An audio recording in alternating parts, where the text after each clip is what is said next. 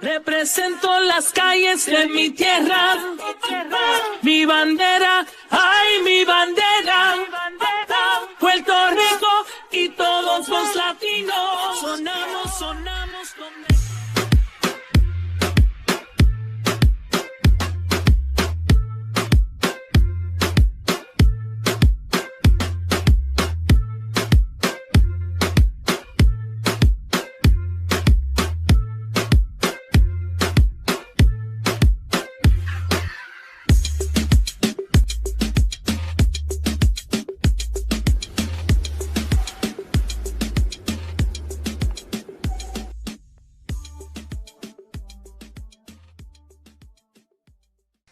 I'm Tom Hannafin from TNA Wrestling. You're watching the Jedi Sports Network.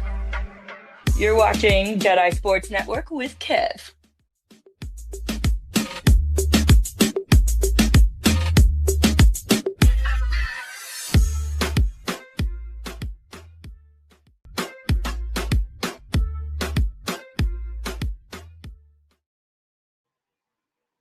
Happy Thursday, everyone. Welcome to the Sports Jedi Network channel.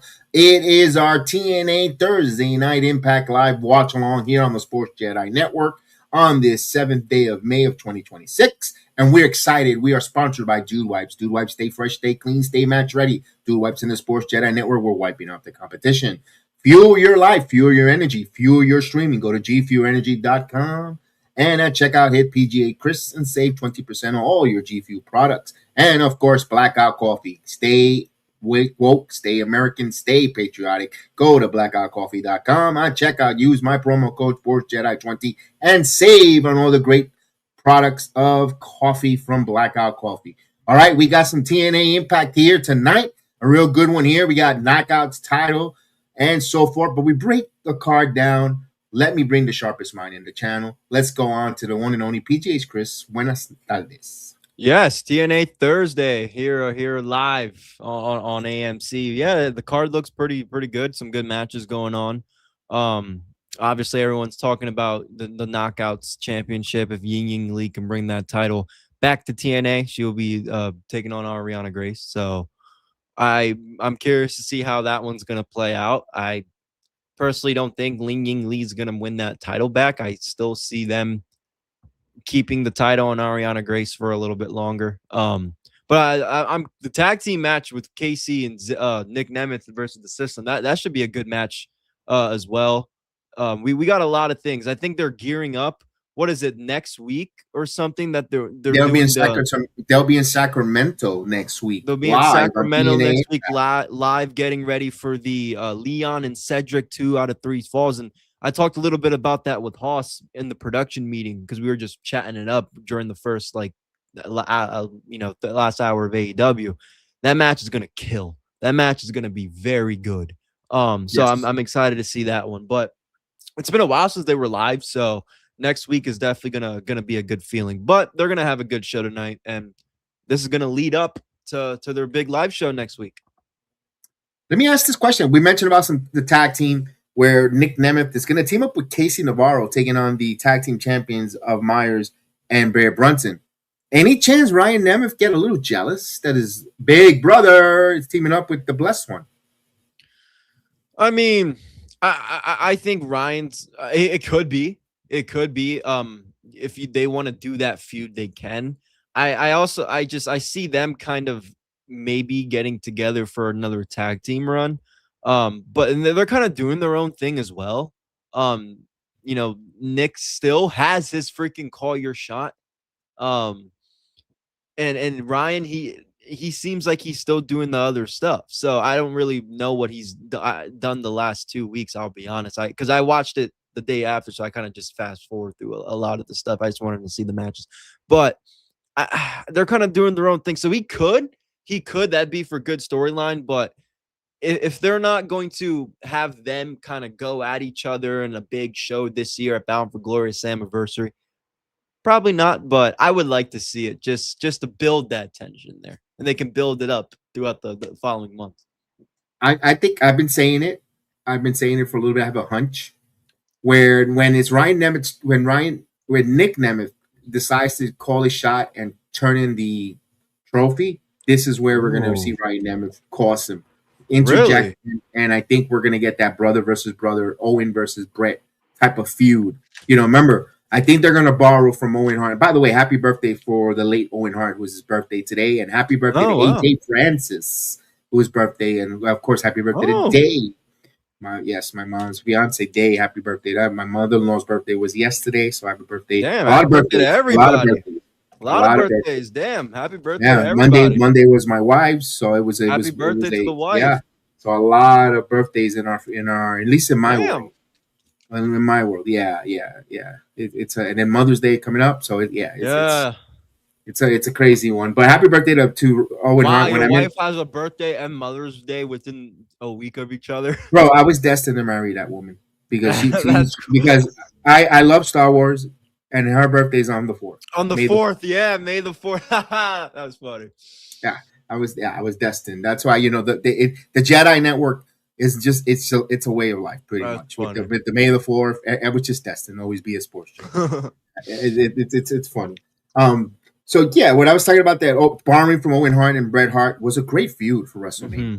Phenomenal feud, great feud. It's something, the build, the dissension, the turning, the returning back, the reconciliation, the roller coaster ride, that the storytelling that is told there. And TNA does like to tell story, so I could see that. It doesn't have to happen right away. Like you said, it could be for a Slammiversary, a big moment, the big payoff. They could slowly tease the burning of the jealousy, a little bit of planting the seed jealousy of KC Navarro. Also, we saw AJ Francis, who was getting in Ryan Nemeth's ear a little bit, and just slowly spiraling out of control there. It'll be interesting to see if they do that, if they pull the trigger, if that's something that the Nemeth brothers want to do.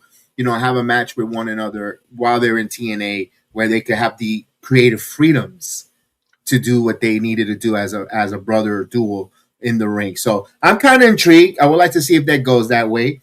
And give something kind of serious for Ryan to do. Not that I can't take him serious, but let's be honest. If you're a general wrestling fan now, it's like, what really does he do? And me and him are cool.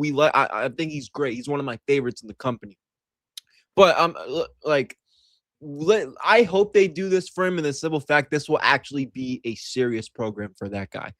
Honestly, I like your idea of him costing it. I kind of want to see it for the TNA title if Nic Nemeth actually beats Santana. I think that's the person that's going to beat Santana when he drops it anyway. I like your idea. This is if they don't want to pull that idea and they do want Nic Nemeth to run that title, though, I would like to see that feud for the world title. Again, let's give Ryan Nemeth something serious. We had him play with Jakara Jackson for months, and it paid off, and he did what he had to do. So does that make sense? I want to see him in a serious storyline, and if anybody there is going to give it to him, it is his big brother. That's what I was waiting for you to say. If anyone is going to elevate and put him over in a serious role of character and take him to that main event level, it's Nic Nemeth. He's gonna do everything in his power to sell and make it work, Chris. That's why if we're gonna take the Ryan Nemeth, hey, I you know what? I say costing him because, of course, a little biased. Wouldn't want to see Mike Santana drop the title, lose the title, but he's gonna lose it one of these days. He's gonna lose it to him anyway. If he loses to him, the next time they celebrate, when the next the Nic Nemeth celebration, boom, Ryan Nemeth turns, and you're like, oh damn, where are we going from this? And then you build from there. Yeah, no, I agree. I agree because I'm going to be honest. He's the person I think is going to beat Santana for that title. Right now, I mean, you could build somebody up. Don't get me wrong. Correct. I don't see anybody right now who has the status, who's hot, that would really be worthy of taking the title from Santana. I mean, I don't know if that's a hot take, but no, it's not a hot take. It's not a hot take. It's a valid point. Nic Nemeth has a lot of credibility in the wrestling world, and he's a draw. He's a draw because look at him. He brings in the female eye candy. Yeah. Don't get me wrong. He has brought eyeball. Yes. No, he brings guys and girls that like that out the same sex. They'll watch. Yeah. Not only that, I would do this. Maybe Ryan Nemeth needs a barbershop moment on his own brother. When I mean the Shawn Michaels doing the Marty Jannetty, putting him through the glass wall of the glass window of the barbershop. When Ryan Nemeth is celebrating with his brother, with a mirror or appreciation, bam. And oh damn, and really tugs the strings of the fans. Like, you really did that to your brother, all that. I could see that. Going, and you said you want to see Ryan Nemeth in a serious role and elevated. That's a great way of elevation. It helps Shawn Michaels. Greatly. You could borrow from the past. Mm-hmm. Just don't copycat word by verbatim. Right. And look, I'm not gonna say Ryan Nemeth is world championship. He's not gonna be the TNA world title. I would pop. I might be the only person in the world that really will pop. But again, we see. We've seen Eddie Edwards. We've seen a lot of the same few people in the last, even in 2025. We never really got to see Nic Nemeth chase for that title. I know he's had it, but it's been a while. So again, I think he's going to beat Santana in the future. Don't know when. We'll talk about that when we kind of feel like that's happening. But I'm with you on that one, man. I'm with you. And again, it helps Ryan out at the end of the day, because he's not very liked just because of all the other bullshit.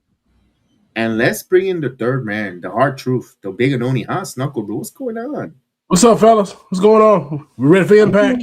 We bracing for impact. Greetings. We are ready for some big impact here tonight.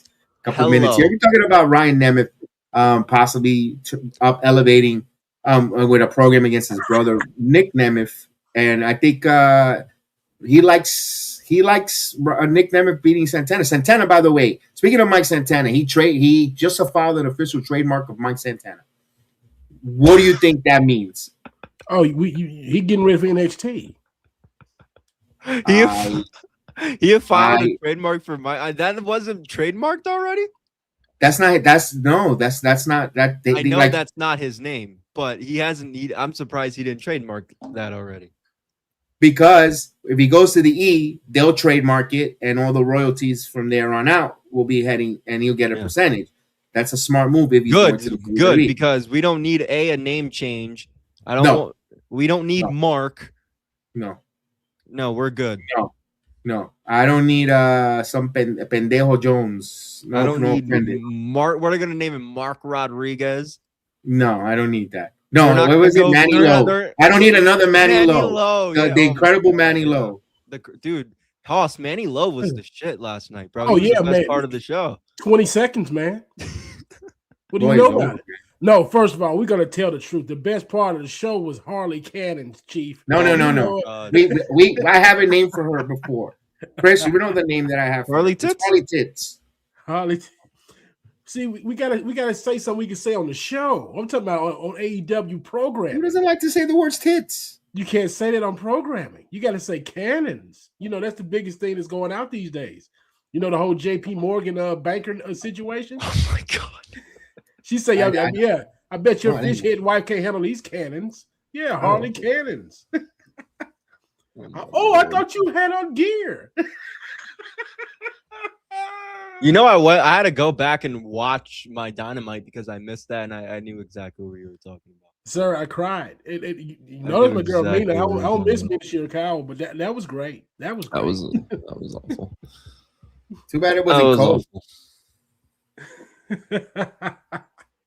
No, Renee's face when the shirt tore. I love Renee. God damn, she's great. Priceless. What was that? Boob envy? She was envious. It was either that or the conservative mom came out of her. It was one or the other. To me, that looked like a death rider stare.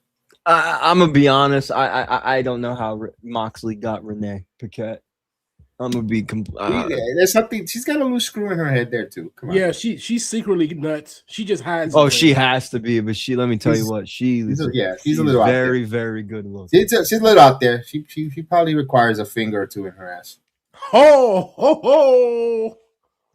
Hello. All right, there's TNA. Talk about impact. Oh, we're on Discord this evening. Okay, let me get over here to the shit, my Discord. bad. Hopefully it works. You know, hopefully it doesn't do what it does on Monday and Tuesday. This is TNA Plus usually don't have the issue. Yeah, I know. All right, we got Leon Slater coming out here. Well, I got the AMC going. They have production issues. They don't have issues with their app that much. So, Chris, we're seeing now, and Haas, we're seeing that the TKO or UFC are out there putting copyrights on the content reactors whenever they, you know how they put the faces and they put the clips, they're giving copyright strikes. They even shut down the Gingerbread Boys. Let me start off with this because Go for it. Let me turn this down on my end real quick. This is a big complaint from a lot of the creators. I know it's not just the TKO and all that stuff. This is YouTube. And I don't want to call out YouTube here because we want to be nice to them, but they're making the watch along content throughout the YouTube space very hard for us, for music creators, for sports creators. YouTube's making this hard. Now the TKO and all, they're not helping, of course, but YouTube is a big problem when it comes to that. And Kev, we've experienced it. You've experienced it firsthand. I've experienced it back in the day. Though you show the littlest thing and you're taking something. That's why these watch-alongs, you got to be careful. You like, even with everybody in the world, because now you know how they show the audio, they're getting snapped. Yeah, look, we're not stealing content, and I might even defend a con man and stuff right now. I don't like what they do. I don't like them. They're not stealing content. They're not uploading your content. They're literally doing what they're legally allowed to do under the federal law. I don't understand this. This is a problem throughout the content creation space, but this does not help us. Now let's go back to the wrestling reactionaries. This does not help. It's unfortunate because I understand, right? If someone used our clip without our copyright, I'd be pissed too. Whatever. But like that girl, that girl that claimed that I called her a mark when I called her a plant. She didn't know the difference. But it's like, come on, like if we react to your content, that we're not uploading it, we're not stealing it. They gotta stop. I'm not saying they gotta stop, but they can't make it hard for content creators to react to their show. And the thing is, Kevin Haas, before I give you guys back the floor, they literally encourage this shit. On Unreal, I watched Kicking It with Ross. I don't know if you guys know who Kicking It with Ross is. He's one of those creators. I watched his recent video because I wanted to hear his opinion about it. The producers contacted him for Unreal for those clips and all of them. And he's thinking to himself, well, they want us to do this for this. And now they're hitting them with the copyrights. I'm actually going to defend them for once because we're on the same boat and it's ridiculous, guys. They did that with boxing. When I was part of the MMA and the combat sport program with Chef Dan in Austin, I would be the one. My responsibility, since they were doing the MMA, I would do the boxing minute or the boxing corner, talking about the upcoming fights and so forth. I showed just a quick, not even a clip. It was just a minor quick knockout, flash knockout. They stopped the stream. I said, ever since then, no more boxing. Boxing could kick rocks on my channel. And I will do watch-alongs to cover it. And then once they did that one time, I said, it's a dying sport. And we want to give it, we want to talk about it. We want to celebrate it. And you want to play petty. And right now, wrestling in general, they're because AEW's done it times and times again. They have shut down streams as well. This is all across the board. I know it's an AI program that says they do it, but it's all across the board. It's not just one company; it's all the companies. It's an issue. It's an issue because they want to encourage it, but they don't have no problem showing the clips on Monday Night Raws of people going or after a PLE, people reacting and losing their shit. But then you turn around and you do that to them, to their old channels, and then they can't get it back. Meta is the worst. I lost my Facebook account, and I tried appealing that day. I said I gave up, and I got it back. I had to appeal like 3 times, got it back 3 different occasions. On the 4th time, I gave up. I raised my hand and says, screw it. I'm not gonna get my Meta account back. I didn't know Facebook was strict like that. Oh yeah. I'm gonna tell you, this is gang activity. This is exactly what it is. This is protection money. You can't make money unless I clear it. That's what TKO is saying. That's what wrestling is gonna do. Yeah, they'd be like, all you reactors and all people who do wrestling content, y'all have had it good for so long. Yeah, it's time to come to Papa now. You got to come through us. You can't make money on these corners without clearance. That's what's going on here. Exactly. And we got Eric Young versus EC3 now. They're starting off their was it a grudge match that they're having? No disqualification match, no DQ.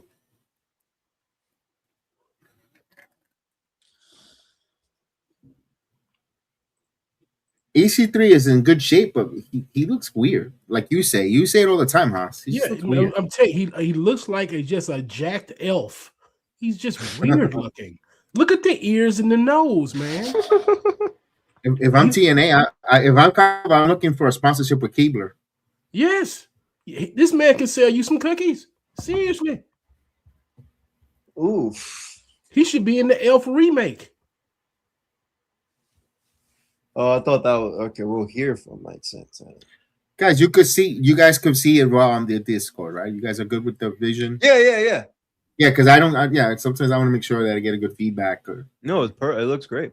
It's the Netflix. It's the other company. They're cracking down on it. It happened. It's not just on your streaming. Every time I used to be able to put the Netflix and VPN on the theater in my girlfriend's house, I can't fucking do it anymore. They cracked it down. Yeah, TKO is not having any of it. No money. And they used to, that's a UFC thing. That's a Dana White UFC thing because they were doing that. Dana hates when they were on the pay-per-views. Illegal streaming. Yeah. But listen, what do you think the people are going to? People want to see the product, and I'm not encouraging piracy or anything. No, I'm not. No. But what do you expect when these people when you make the product so impossible to reach in so many different platforms, you only have X amount of financial funds, but you really want to support, you really are a fan, and you don't have the means for it because you have to keep your lights on and you have to eat, you have to pay your roof over your head, but you still need some kind of entertainment so you don't lose your brain. But you're extorting people in that aspect. People are gonna find a way to try to consume and watch it, whether it's pirating and watching illegal, they're gonna do it. So it's a rough situation. I know you got to make money. Everybody puts a business to make money, not to lose money. I get it. But man, that's the ramifications of spreading your product everywhere where you can't really afford but you want to consume it. Mm-hmm. Yeah, dude. Like, I mean, I'm gonna have to fucking pay the ESPN stuff now, but it's like, you know how many people can't? Mm-hmm. Like I'm like to the, again, I'm at the point, but I'm wondering if I am or not. $30, it's like, ugh. Now it's worth it because now we're going to get NXT part of it with the CWs under the ESPN umbrella, which now it's kind of worth it. Oh, just wait till next year when they're going to get these record profits from Monday Night Football this year. That app is going to go up like $5. Get ready for it. The app is going to go up. Thank God I don't need it because I got YouTube TV. I say one thing, and we don't want to make it a political thing because I already see Chi-Town Smart being an asshole with his interjecting his political comments about something that stick to wrestling. And I'm not even going to get there because you divide your audience immediately halfway. We know where he's standing in a certain way and bringing something up. That's his problem. But my point is, this administration, I can't wait for this situation in the Middle East for the Straits of Hormuz and all that Iran crap to be done, because the NFL, the government is going after the antitrust of the NFL because their trust is they weren't supposed to put any playoffs or any games behind a paywall. It's supposed to be free over the air.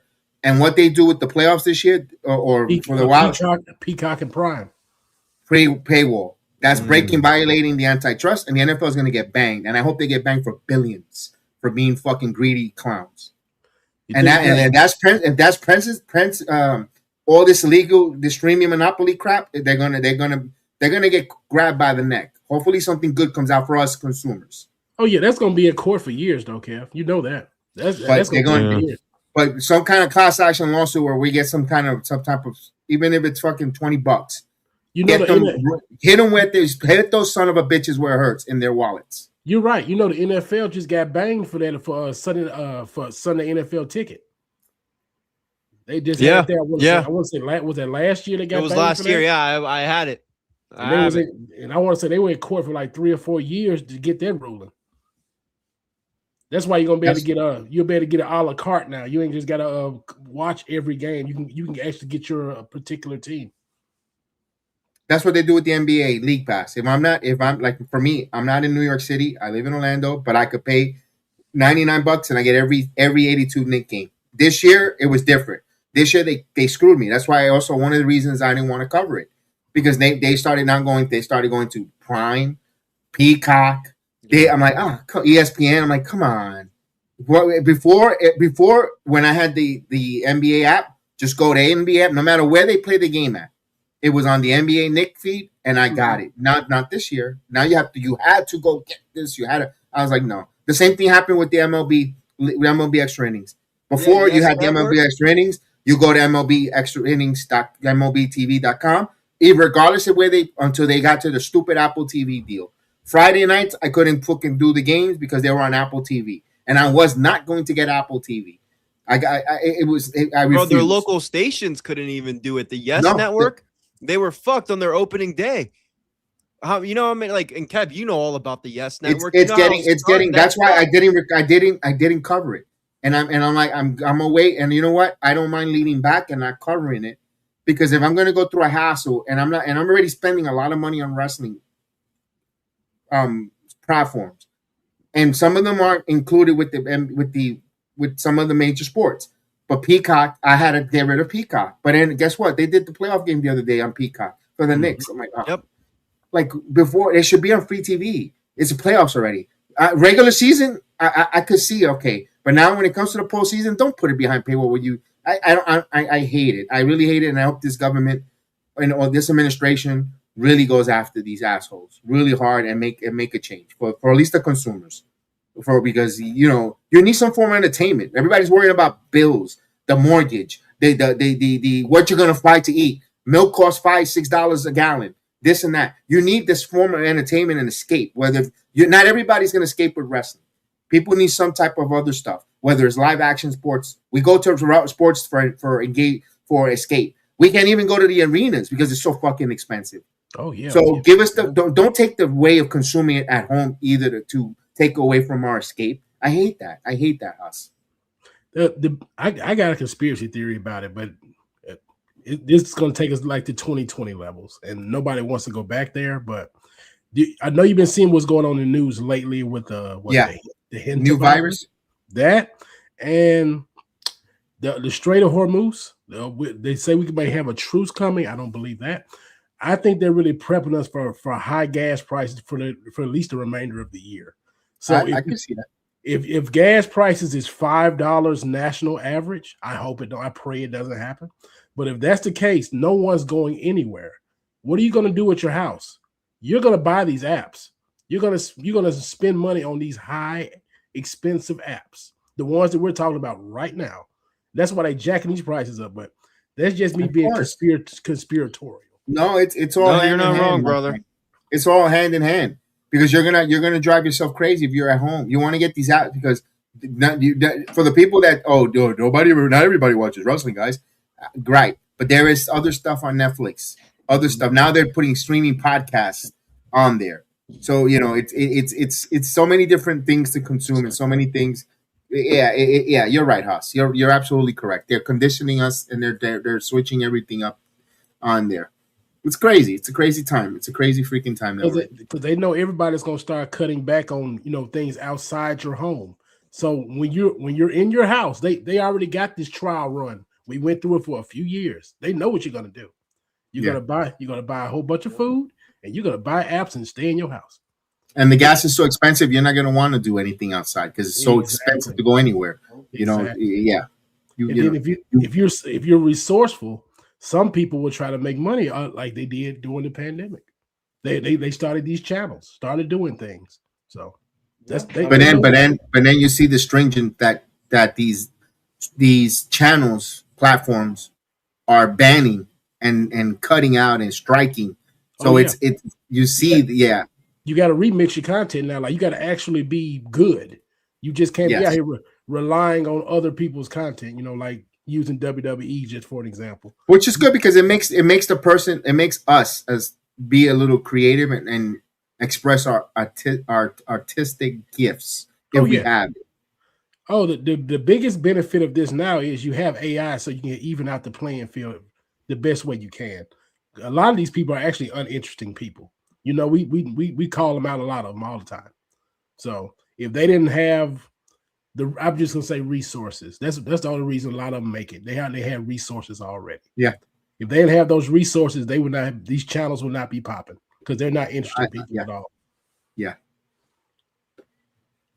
But back to this match, though. This match is actually pretty good. They're kicking each other's ass. I mean, that's what you expect from an Eric Young match. Eric Young is one of those solid veterans that is just rugged. You know, the EC3's got the chain around him. It's just one of the, Eric Young is one of those solid dudes, man. Eric Young's that's why I advocated so hard about him and B when it's like we have Eric Young because I think highly of him. He's been around for a while. Oh shit! Oh man! Yo, EC3 just nailed him with a cutter with the chain around his neck. Yes, he did. Crap. Yes, I'm disappointed in the crowd though. The crowd is not feeling because I think this crowd in Syracuse don't know who this EC3. They might know who he is. I know he's been there for years. I know he's been there before. But this is a newer generation of TNA. Look at the picture of the crowd. That crowd is skewing young. They don't know these people. They don't know it. They know Eric Young because they're there for TNA product. But AC3 is so new. Yeah, a lot of those people are probably sub 40. They're like my age and younger. Yeah, and they weren't really diehard. Like Chris Chris was in that. You would appreciate what an EC3 is. Of course. Oh damn. No, I appreciate EC3. When a lot of people weren't watching this, he was doing his thing. Especially, I have it all bought. That 2012 era of Impact, it was fucking awful. And again, he was a part of it. I'm gonna glaze this and call me TNA shill or a bootlicker, whatever the fuck you want to call me. They do not go on a fucking commercial break, and they're giving this fucking disqualification match all unedited without breaking it and taking you out of the match. Ooh, mule kick. This is why I love about TNA. Yes. This is where WWE and Netflix should fucking learn and pay it. Oh man. Ooh, power drives them right through the table. Now the crowd came alive. Oh yeah, you're gonna pop. No, but I agree because this would have been a picture-in-picture, or Netflix. This would have been a commercial. Yeah, that's what they could at least do. If you're going on TV, it's a picture-in-picture. If you're Netflix, that's what it is. Even on Max, you get the picture-in-pictures on Max too, right? When you watch AEW, yeah, me too. Yeah. I will say this about last night from AEW. They did go to commercial break in the main event. I didn't like that. I didn't like that at all. Like the Darby another event? power driver. Mm-hmm. Ooh, wee. Wow. Eric Young gets the pin on EC3. He's out of there. Good. Well, Eric Young still got that suitcase, right? Yes, he still has the X Division, suitcase. Yes, he has to remain strong with that suitcase. That's why he got the pin. You're right. Well, you could, but you still had that. You still had that license because I think who had the international suitcase? Was it Ali? Yeah, it was Trey Miguel. Miguel. Yeah, Miguel. Right. Miguel. It wasn't Miguel. It was Trey Miguel, right? You're right, Chris. And he won it. He cashed in one. And another thing, too, we wouldn't take the cleanse seriously if he lost this match. You know what? You're right. And they kind of quieted that down because I thought they were going to – it kind of felt like he was going to get a fashion, a group.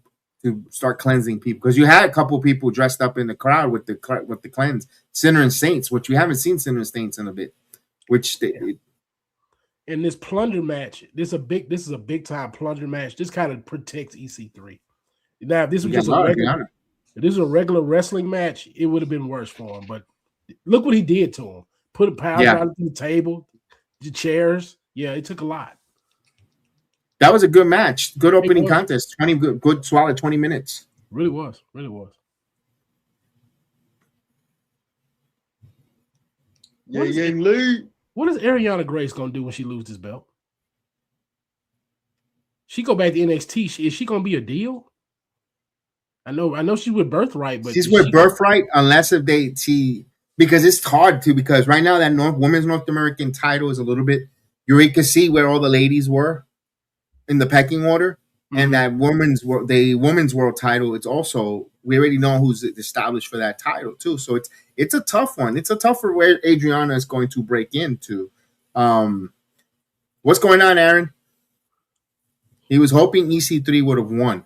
I thought EC3 was going to win too, Aaron. I thought it was, but I'm surprised Derek Young won. But it was a brutal match, real good match, and they didn't interrupt it with no commercials. And they didn't even go to commercial yet. They went to a backstage with Adriana and Stax. Now they'll probably go to commercial now.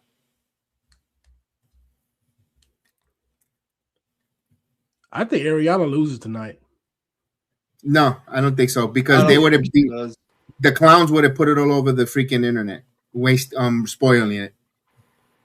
They can't hold a secret. If it, they have to be the first ones to spoil everything on Twitter. I take that back, because Zaya gonna probably interfere in this match, right? More than likely. Oh yeah, I forgot about that shit. They don't make the Twitter don't really spoil too much TNA, but something like that they would have.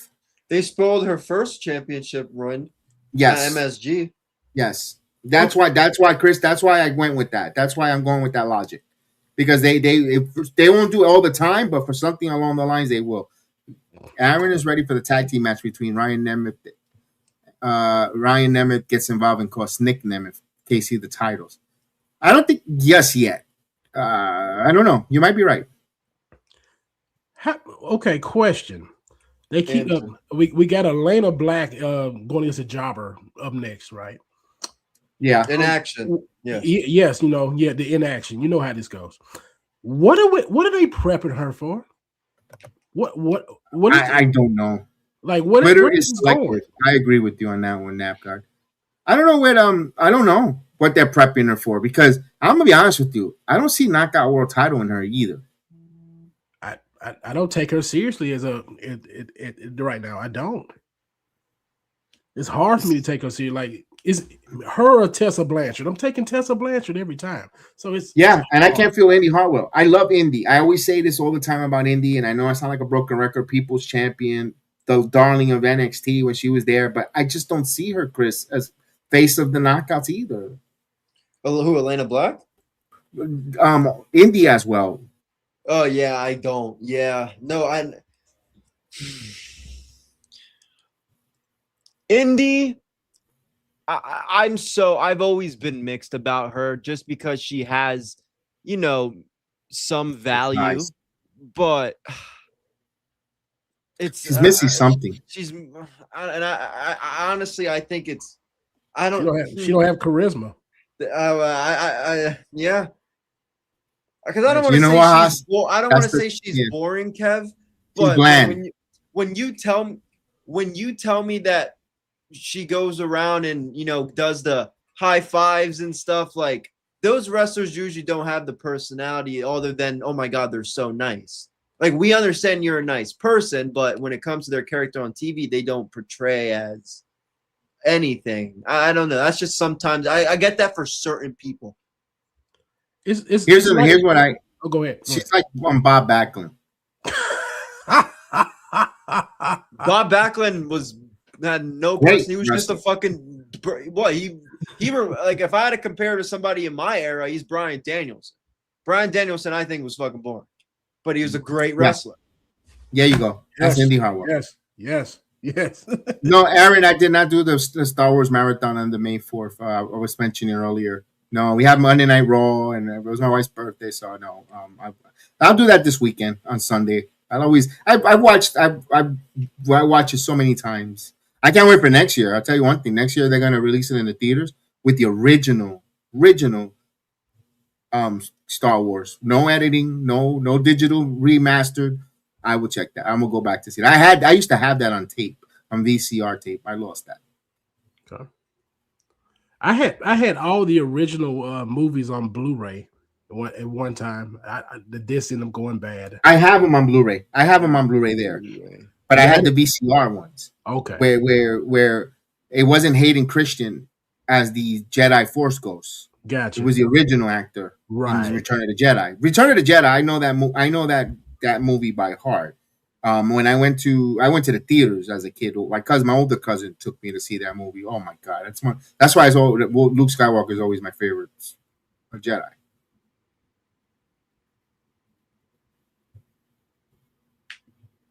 And the strongest Jedi out of them all. Bro, I finished the Darth Maul series. Oh, it was good. I loved it. I'm gonna have to get Disney Plus to check out a lot of that content. I loved it. And also Daredevil. I just need someone to freaking break this down. I usually Alex Coquito is the guy for our Marvel stuff, but he's really busy with Evolve and doing other things. We normally do the reviews on our channel. We collaborate. Mm-hmm. Daredevil season 2. Oh my God, that was fucking great. The last episode, the whole season was phenomenal. Yeah, I thought they were going to take a step back going from Netflix to Disney. Mm-hmm. It was good. It's good. I'll check it out one day. I will. That's worth it. That's why I got the Disney Plus with the ESPN. Okay. Worth it because I'm going to consume Star Wars. I'm going to consume the WWE along with whatever they have on ESPN, whatever sports, hockey, the Rangers hockey and all that. That's why for me it's a good investment. I understand with people who don't want ESPN because they don't want the sports. I get it. How y'all feel about Slammiversary moving the time back? We were talking about that earlier. We love it. Okay, I did too. I like that. I love it. Selfishly, so I can watch both. I thought about because the talents are gonna clean up with the meet and greets afterwards. Normally they stay until 3-4 o'clock in the morning after these pay-per-views and PLEs with meet and greets like the Hardys. Now they finish at a good time. They don't have to leave the arena so damn late, and it's summertime, so they could be able to do the meet and greets until midnight or 1, and if they still get out a good time, and everyone could get served, and they all could make a shitload of money with the meet and greets. That's one thing TNA fans do great. They really spend on their meet and greets for their to meet and greet the wrestlers because it doesn't cost you a kidney or wisdom tooth. It's like $40 to meet Leon Slater. Yeah, and it's not just that quick. Take a picture, moving on, keep it moving. Don't stand over here. No. They take their time. It's a really great experience for a TNA meet and greet. I tell you this from experience, going and meeting and being with them. Their meet and greets are well worth it. They're well worth it. Okay. Yeah. If you're going to Sacramento, make sure you get there early though, because you'll be waiting, especially if you're there for the holidays. Yeah, and sign up early. You can sign up before the show starts. Go see Miss Amanda. Amanda Fuentes, and you sign up with her, and she gets you going and tells you what time to meet, and she takes good care of you. She's the one that leads the meet and greets. We have interviewed her on our channel. That's why we know her and so forth. A sweetheart in person. She's awesome. Make sure you check her out. Bro, I try to check their pre-sale tickets didn't go out yet. Oh, for Slam? No, for Philly. Okay. Philly, okay. They're not going to the ECW arena though. They're going to where AEW is running their show in a few weeks in Temple. Okay. See, Elena Black, I'm having a hard time. I know she looks phenomenal. She looks beautiful, but I still see a little girl that came out that skateboard. I can't. It's just me. I still see her as a little girl. When she first came out, when she debuted as Cora Jade. When she came out, yeah. What's going on, Norton? She says, "Good Lord, she's pretty." Norton, that's what I said. That's what I said about Mina and Hardy last night. Norton, she's fine as hell. I just see her as that young little girl that came out with the skateboard, but there was a spot that she went to hit with the skateboard, and the skateboard snapped before she hit the person. Like she did this to hit, and it was already broken. I was like, oh, that was the 2.0 days, Chris. 2.0 days. You gotta love it. I might go back and watch some of it. You got to see that Elena when she Cora Jade when she turned on Roxanne. I kind of want to see what these wrestlers were because I told the hostess in production. Obviously, I fell out with NXT after Black and Gold. I'm a super diehard Black and Gold fan. But I kind of want to go. Kev kind of when he talks about it makes me want to go check some of it out. Well, you're gonna see. You know what? You know how I'm gonna convince you? Go watch NXT 2.0 and Where's Waldo? I'm all over there on the second row. So you're gonna see me a lot on TV. Okay. You're gonna see me there, always in the second row all the time. So you're gonna see. Yeah, I'm putting myself.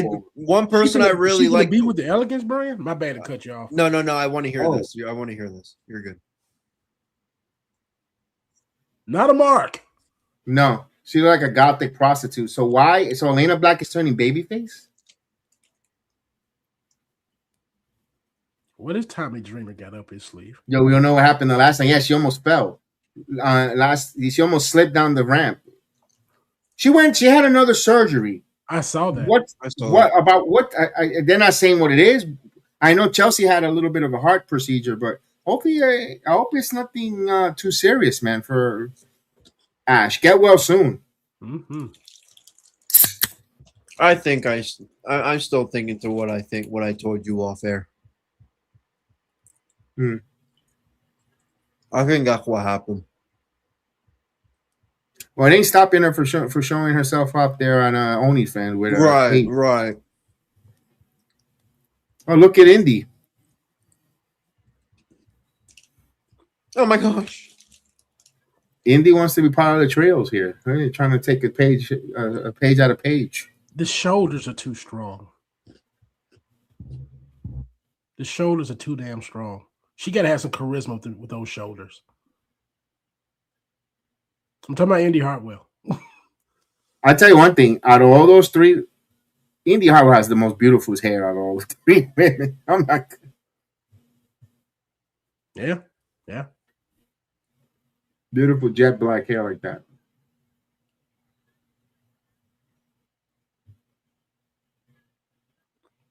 You can tell she's really trying with her facials, but they're still awkward. Who's that? Indy Hartwell. Like she's trying with the facials. I thought you were talking about Ash. No, Ash. It's natural for her. She's naturally catty, so she gets it. Indy's like you can tell she went to acting class with these facials. Like they're kind of awkward and off-putting a little bit, but she's trying. I need to know who the teacher is at promo classes at NXT back then. Who?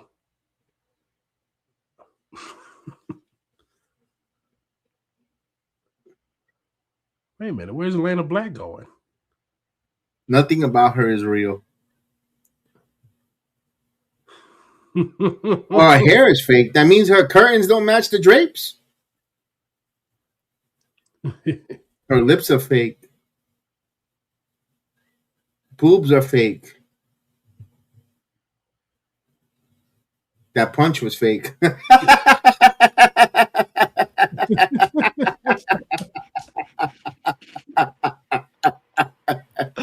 Oh my God, she's grabbing her boobs. Yeah, she's like they're real and they're spectacular.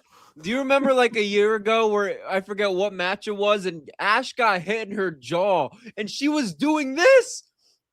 Or so she got hit in like her face or something, and she was like, "My boo!" Like she was in a wrestling uniform, not like she's dressed now. And I was like, "Kev, she's touching her boobs. What is she doing?" Because I think this shit's cringy. Like this is I've had this complaint. Yes, you have. You've been consistent. I've been consistent with this, and I have a picture with her. With Ash. With Ash. Yes. Okay. What was it? Dana Brooks, Norton. Dana Brooks. I can appreciate Ash being a woman. I mean, she's a very catty woman. I'm gonna let her have it. At least she's great. She was really nice too, but she's a sweetheart. She was very nice with Chris. Shout out to she my took girl. a picture. Yeah. Okay. She was a sweetheart. Happy birthday to AJ Francis. Yo. Money. And Hoss, this is why some people, this is the picture that pissed off a lot of people. Oh yeah, that's nothing. That's nothing. I got a picture when he came to Orlando. We took a picture again. That really triggered it because that's the one that triggered everyone because it was the second time. No, they don't like because you flexing on them. They don't like that. Oh, they don't like me being friends with Carlos Silva. You got the real exclusive. They don't like that. No, what these? Oh no, they get upset that I actually have his. No, but the .nets don't want they want the credit. Sorry, that's just how it is. If they were to find out that I actually have and I'm going to say now I have his phone number, they get it. I'm going to get canceled right now. I'm going to tell you this. This is an old Chris Brown record. He said this. He said, "How you gonna hate from outside the club? You can't get in. They're hating from outside the club. They're hating." He starts laughing. I know that song. They looking at you now, Cam. Look at you. Oh, this is my favorite. This is what got me into TNA. There you go, Kev. This is my favorite match. I love this match. There you go. This is my love story of TNA and me right here. This is it right here. I love that match, cause to me, look at the fucking superstars in this cage. This is a really good match. Look at this. Look at this. Look at that move. Look at Chelsea. Bro, I love that match. Bro, all these spots. Look at that. Boom. I was like, damn. This was good. I'm ready to get TNA good. Plus and go through the catalog. I had a weird 2022, so I watched a lot of wrestling, and this was one of the shows I bought because I bought the Bound for Glory that year too. Okay. I did that watch along. I have it. I think you know what? I'm gonna find the clips, just the clip how excited I am when they did the move. Because this was the Bound for Glory where Ospreay and Speedball. Okay. No, this is Slam. This is Slammiversary. Yes, this was the same year at Bound for Glory. Yes. Ospreay and Speedball. No, was it Rankingo? You're probably correct. You're probably correct. Probably correct. Ospreay signed with AEW in 2023. What? Oh, now I'm curious. No. Now I'm curious. Hold up. Tasha Steele was in this one. Yeah, this is they had great women in this. They were there. The knockouts. I was like, yo, this is a great. This is when This is Bound for Glory 2020. That's the best. I thought Alex Shelley was the world champion at that time. Deonna Purrazzo's wasting her talent over there, bro. Dude, shelved. And I thought they both were gonna come together as VTX. Oh, okay. Man. This was the year after. Okay, got you. That was the year before. Okay, yeah. Frankie and Speedball. That's what it was. Yeah. I remember. What was the about? Rankingo was in that one, right? Rankingo was in that year after, right? I think Rankingo had a match against. He didn't have a match, but he might have been in the Gauntlet, Carter Shaw Gauntlet. Yes. That's where Bully Ray won the Gauntlet. Yes, but I'm gonna have to go back and watch from that time. You're right. It's hard to for me. I know it probably sounds. And Josh Alexander was the champ. It's hard for me to. Yes, because the year after. Right now I remember because the year after Shelley, because I said Shelley was the champion. They had their match at Bound for Glory. Yes, that's the year Ospreay and Bailey had their match. That's when But for me, this is my genesis of really giving and falling in love with TNA. Was this classic Slammiversary match with the Queen of the Mountain match. This is the match that got me involved. 2022. This is when I fell in love with TNA. I don't go back. I'm gonna be honest. I'll be honest with you guys. I don't go back further than that. And there wasn't. But when I started covering it, I said I am hooked. Because I remember Mickie James. There she is. Yep. Yeah. I was a kid scrolling through Spike TV, so I really gravitated towards TNA. Aces and eights. I will never forget. You see the beautiful people. I wouldn't blame you. I've seen. I started watching in like 2010. Okay. TNA. I enjoyed I've said it many Um, times. They were in my backyard here in Orlando, and when they used to be free in Orlando. And They were doing it as I didn't Universal. go. Yeah, because Spike TV had Bellator back in the day, so they would do TNA and then they go to Bellator. Yeah. So I was and again, TNA has always been like my quote unquote WCW, even though they're never competitors. It was my alternative that I really enjoyed because I loved Spike TV as a kid. I loved combat sports. I grew out of the UFC because I got more into the wrestling, but I liked Spike and they were on Spike. So I kind of I have some. If I could find it, dude, probably doesn't I didn't fit, but really got like old school I didn't merch. like MMA much until, to be honest with you, to Jack Swagger, because like, oh shit, he's there, and I got hooked on him. Bobby Lashley didn't really hook me when he did UFC. I was gonna mention him too because I saw a little bit of that as well during that time. At Bellator. It still hasn't reached the level which TNA was once at. Yeah, I agree with you, Northern DC. I agree with that.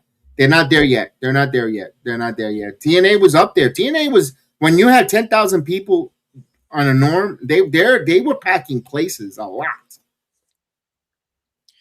Yeah, TNA. Yeah, TNA. That 2000. In again, my opinion. Take it for a grain of salt. I was younger, but I would say from like 2004 to like 2009 was their hot spot. You not give say 2012. I personally did not enjoy that 2012 era. We had Bully Ray running the show as world champion. The storyline. I understand. They had people watching because Hulk and all that. Yeah, you had Hulk Hogan, Jeff Hardy, Sting, Kurt Angle. Like Rob Van Dam was your X Division champion. Like you're right. I would say from like 2004 to like 2012, 13 was their hot spot. Yeah. Like I said, I'm gonna have to go back and watch that because it's hard for me to envision Bully Ray running the singles division. Dude, it was pretty good. As a kid, I thought it was pretty good.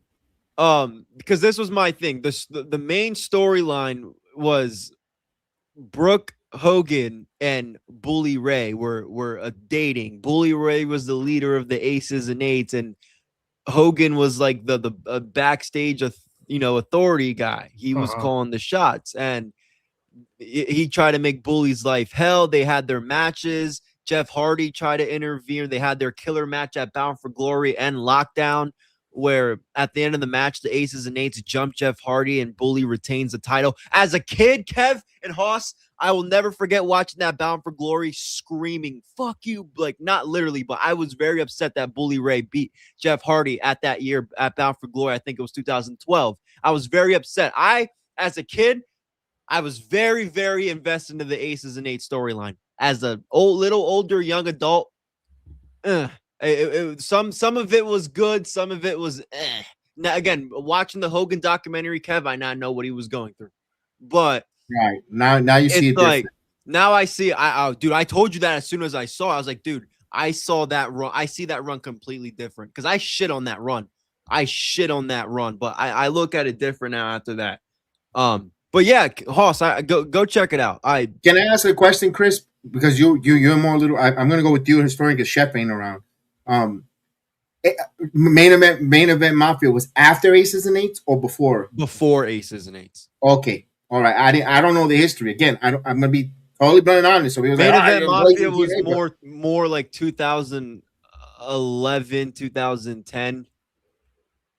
Main event Mafia. Yes. Because at Bound for Glory, 2011, you had, I think you had Sting and Hulk, and then Sting was still Joker Sting. But so that was okay. It might have been. How was that? How was that? I never seen them. So main event Mafia was like in the mid, like right before the 2010s. Little bit before the 2010s is when main event Mafia. Joker Sting. It was fine. Again, his match with Hogan at Bound for Glory 2011, in my opinion, wasn't great. I think Sting did. Don't quote me on that. Actually, now I'm curious. Now I'm freaking curious. Let me look it up. Let me fact check. I guarantee the pendejo lost. Let me fact check myself. Yes, so I was correct. It was in Philly. I didn't remember that. But But yes, we did get that match. Who won?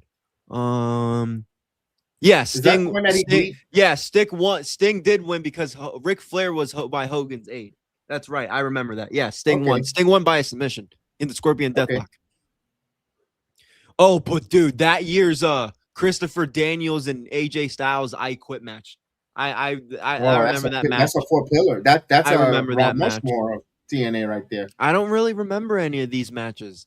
I remember a little bit with the Velvet Sky with Fatal 4-Way knockouts, but I don't remember much of these matches. Except those two, really. I remember the year after. Bound for Glory 2012. I won't forget that one.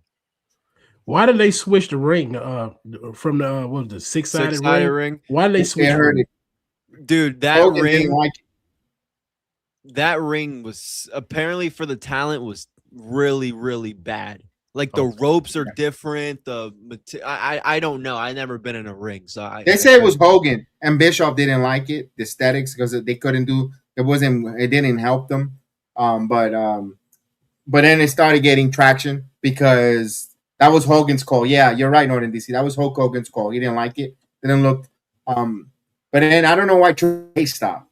I know, and they did that right before the WWE purchase. Maybe they knew the WWE was a credible buyer, and they stopped using the six-sided ring because they were using in Triple Mania the six-sided ring. The six sides not going to work for me, brother. No, pretty much that's what he said. They were, brother. Hurts my back, brother. But think about it, the dynamics of the ropes, maybe with all the high flyers, because they didn't bother AJ Styles. AJ Styles was flying all over the place. Bro, they would do steel cage matches with the six-sided ring. And AJ Styles would jump on top of it and jump on top of everybody like Leon. And Kazarian. And Christopher Daniels would do it too. Mm-hmm. That I've seen the highlights. I'm going by highlights. But if one thing I liked about TNA too was, like, obviously the high flying is what gravitated towards me. That's why I like the style like that now. But you had like those guys like a Bobby Roode and a James Storm, who James Storm I wish made it a little bit more bigger, in my opinion. I really, really enjoyed his work, but he's one that doesn't get enough credit. He's a big dude that was around in TNA. His match with, again, I forget. I might be getting these years mixed up, so I do apologize. But maybe Lockdown 2012 or 11, they had their main event match for the title, or semi-main event match for the title, was really good. I think Bobby Roode retained, because he was a champion walking in. And I'm with Norton DC. I believe, and it's a hot take, I feel like the X Division is a more prestige title than the TNA World Title. I find it a more prestige title. Okay. Yeah, I love the X Division champion. If I ever met Joaquin Wilde, I'm going to tell him you are low-key one of my favorite X Division champions of all time. I heard he was great. In Zima TNA. Ion. Oh my God. Who remembers Zima Ion from the X Division? Bro came out done. I will never forget. When you watch NXT 2.0, if you're gonna go back to watch it, when he comes out with Legado Fantasma with Escobar, try to put the volume a little high, because whenever Legado Fantasma used to come out, and when Joaquin Wilde and Cruz del Toro will be by the road where I was sitting, I'm like, primo, la foto, primo, una foto. I will kill them. That would drive them crazy, asking them in Spanish for a picture, but just joking around, cuz in Spanish, and they were to the point where I was getting on their nerves, annoying them. It's so funny with Joaquin Wilde, because in TNA when he was Zima Ion from the Philippines, Zima now he's over here in WWE. He's Mexican. Like, what the fuck? Like, he's Filipino. But quick question though, because I do want to go back and watch the 2.0 era. Where the fuck am I supposed to watch it? You know what? Good question. I don't know, because it's not on the Cox. It's not anymore. On the Peacock anymore. It's not on. Is it on ESPN? Vault? It might be on the WWE Vault. Oh, I hope it's on the WWE Vault. I know it might be on that. Oh my dude! If I want to go back and watch Takeover Brooklyn, Takeover Phoenix, I can't even do that either. But here's the thing: I was having a conversation earlier today with Chef. a lot of the stuff, like some of these shows, like Different World and all that, with AI, they're digitalizing it. They're redoing the episodes to fit the modern time. They're changing this stuff on us without knowing, because it's digitalized and they're using AI to make it politically correct or state or say certain things. Like Archie Bunker, when he says certain things, they'll change it with AI and all that. So I don't know how much of the freaking wrestling they're gonna start changing stuff on it. Oh wow! It's hard. If you don't have the physical media copy, it's hard. But you didn't have physical media for NXT 2.0. No, yeah, dude. I went downstairs in the basement. I got all my DVDs. I don't have a fucking DVD player. Don't get rid of that, bro.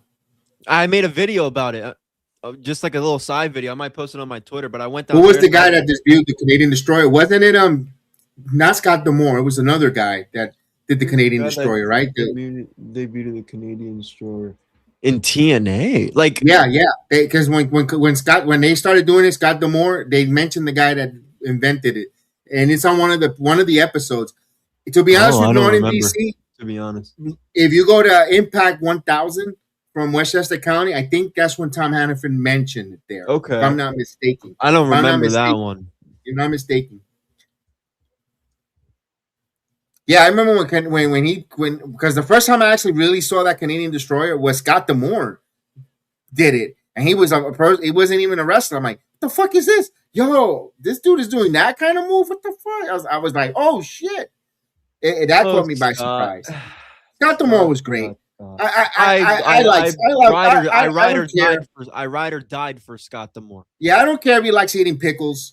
He's a good dude. He was a smart business guy. What? Eating pickles? Say again? You said eating pickles? Yeah. Is that something else, or is he really eating kosher pickles? Oh, it's something. Well, it could be kosher. Okay. All right, I got you. Kosher. It's sweet dill. Oh. No, with a little bit of butter on the side. Oh, yikes! Quintessential.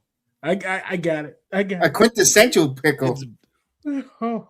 You got options. This is too much for my ears.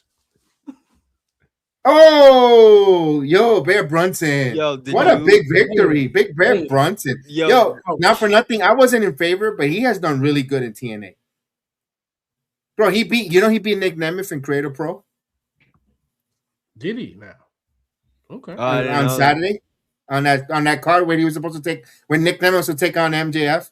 I didn't know he took on Bear Brunson. Oh, that show just happened? Okay. Mm-hmm. Yeah, it happened this weekend. Okay.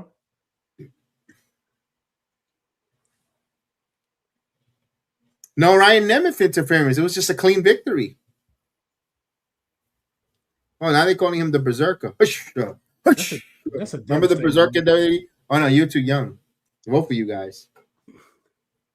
I've heard that name, but never seen it. Yeah.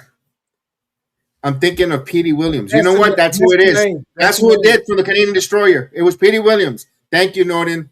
That's the name. Norton. Petey Williams started the Canadian Destroyer. I heard the name on a YouTube Twitter guy's video one time. I said, that's it. That's the name. The Berserker? No, Petey Williams. Oh, Petey Williams? Yeah. Oh, here comes Leon. Okay.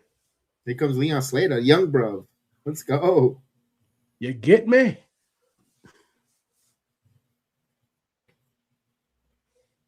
One of these days, that zipper ain't gonna open. It'll be like that meme with the Spider-Man that can't take. Enjoy it, because when he goes to the WWE, they're not paying for that fucking theme. No, they're not. Yeah, you know he's gonna get Def They're Rebel. not paying that, because that's Edison kid. He's a legit rapper that people like. He ain't gonna He's a UK rapper that kids Leon, people like mine and Leon age like. I don't, but I know who he is. No, that Def Rebel theme is coming. They're gonna Def Rebel the fucking shit out of it. The only thing he gonna keep is his name. That's bro. it. Like, okay, look, I'm not one of those. I'm, at least for me, I'm done. I've been kind of done criticizing Def Rebel because it's very obvious they suck. Whatever. Mm-hmm. You're really gonna fucking change Soul Ruka's theme. Yep, that was bad. And the first one in NXT wasn't great either. It wasn't even great, the first one in NXT. The surfing theme fits her shit well. I'm going to be honest. And it's, you know who it is. What do we talk about with that beginning of the intro? It's a surfer shit. You hear that shit like you're going to Long Beach. You know it's in California. You know it's going to be Soul. But like, I didn't even know it was her when she came out when I was watching it on the like. I was like, who the fuck is this? I'm gonna just say this: WWE does not want you to get over. They just don't want you to get over. They don't. You know what it is? They don't want people to be larger than life. They want them to get over. They want them because they want to justify paying them, but they don't give them the right tools to succeed. Because how is it that and this is Triple H who suggests the introductions and themes because he's the one that does it. But meanwhile, he was this first son of a bitch that every year in WrestleMania he had a special theme music. Yeah, Motorhead. Come on. He bought the horsewomen one time to be his ballets. All that he had the coming down the road on a motorcycle with his wife. But meanwhile, in WrestleMania, you're not letting these wrestlers get great entrance. So when you hear the first 3 courses of a song, you get excited for this wrestlers. Now you don't even know who the hell is coming out. Everybody sounds the same. The new days. It's like the same. Sounds the same clowns. Like, what are we doing, bro? Even DX, bro. Like, are you ready? Yes. Like everything Triple H has had was he's never had a bad theme. The DX bow down. Yeah. All of them. Like, all hail to the king. Even his Hunter Hemsley with the little ding ding. When I'm telling you this, Chris, WrestleMania. What WrestleMania was it? Forget about the number. He was taking on the Ultimate Warrior. Ultimate Warriors returning back to the WWE. It was a quick fucking squash match. But when it was time for that match, the minute we heard Triple H's first chords, everybody got excited because we knew it was the Warrior. WrestleMania 12 and 99 you already seconds. identified who it was. But but the music, the song identified who was coming out next. Triple H. Yeah. Or at that time, Hunter Hearst Hemsley. Right. I'm like, oh damn. I don't know why he doesn't want to go with that now. Like, get the match, get the music where people get excited to hear. And the only one that's close to that right now is only Trick Williams. Yep. Out of all the Death Rebels. Jey Uso too. Yes. That's it. Because he makes it into a party. Mm-hmm. Yeah. I'm actually the only person he gave that opportunity was for Gunther to get Symphony number 9 back. That's it. Out of all the people he allowed to get his music back from an NXT. Oh, Finn Balor got his music back. That too. Finn Balor. Yeah, you're right. This is why I don't know why he doesn't. I like Braun's new theme. It took me a while to get like it, but I kind of want to hear some sirens before he comes out. I need the NXT sirens because I knew that was Braun. The Hurricane. I need those sirens back for Braun Breaker because it you pump and it gets you going. Kevin Nash back to go by Steiner. He said he needs to just go back by Steiner. I think it's a little too late to go by Steiner. I mean, he ain't got a big belt yet. I mean, he had the Intercontinental title, but you could do it before he gets the World Heavyweight Championship. You could go back to it. It wouldn't hurt anything. This is when Tessa wins the title, right?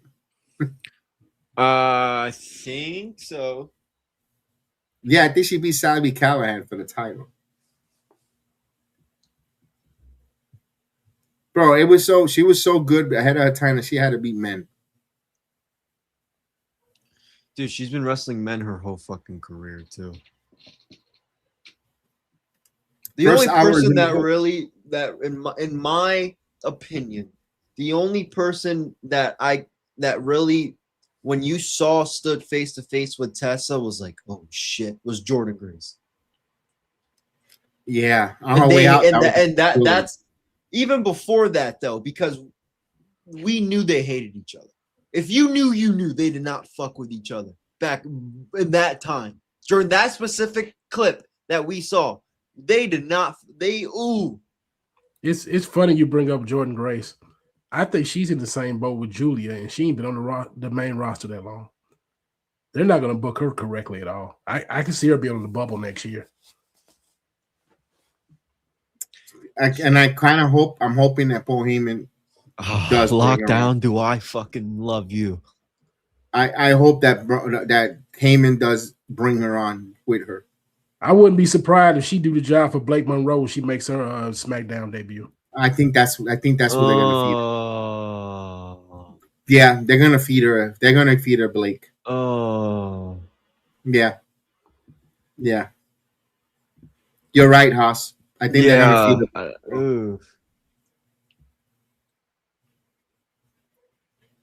She hasn't worked with Ivy Niles, but Ivy's not on Ivy. Well, although with this mass versus mass, I can see Gable moving to SmackDown and along with with Alpha Academy or the American Made brand. They could save Ivy. They could. Yeah.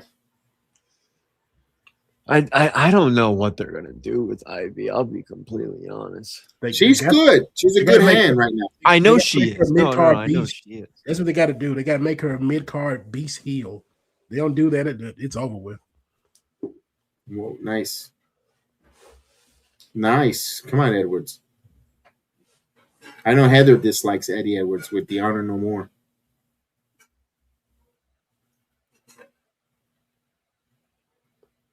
I don't know why. When I see Cedric Alexander, he always looks drunk to me.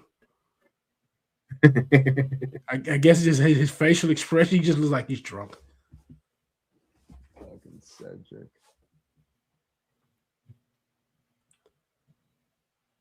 I know Bully Ray was talking about if you're and I also want to talk about that too. If I'm TNA, I'm bringing the New Day in because the Hardys are on their way out, and you need that guys. You need the next tag team like the Hardys that are mainstay and they could do the meet and greets, the up, down. So Chris, how many more years the Hardys got? Maybe 3 more years. You being generous. Jeff's pretty. Jeff's done soon, man. Like he can't even do the Swanton off. Jeff's done soon, man. So you could say the New Day could take that mantle. I give it like 2027's their last run. Because I say this because I rather TNA sign the New Day rather than the Motor City, even though the Motor City has more history in the company. But they've been there, done that. Give me something where New Day could now move on, for the next 3 years. They're to taking the Hardy role, the Hardys role, where one of the most popular teams there. The Hardys could start slowly less dates and so forth, and then you could I kind of would love for TNA to sign the New Day. I think TNA would benefit and utilize them more stronger than they would in All Elite Wrestling. The thing about the New Day would probably bring it maybe about 20,000 new fans. Yes, they bring people. Some people going to watch them. So I personally don't care I don't care where they end up. I want the Motor City. To be honest with you, I'd rather them go to AEW.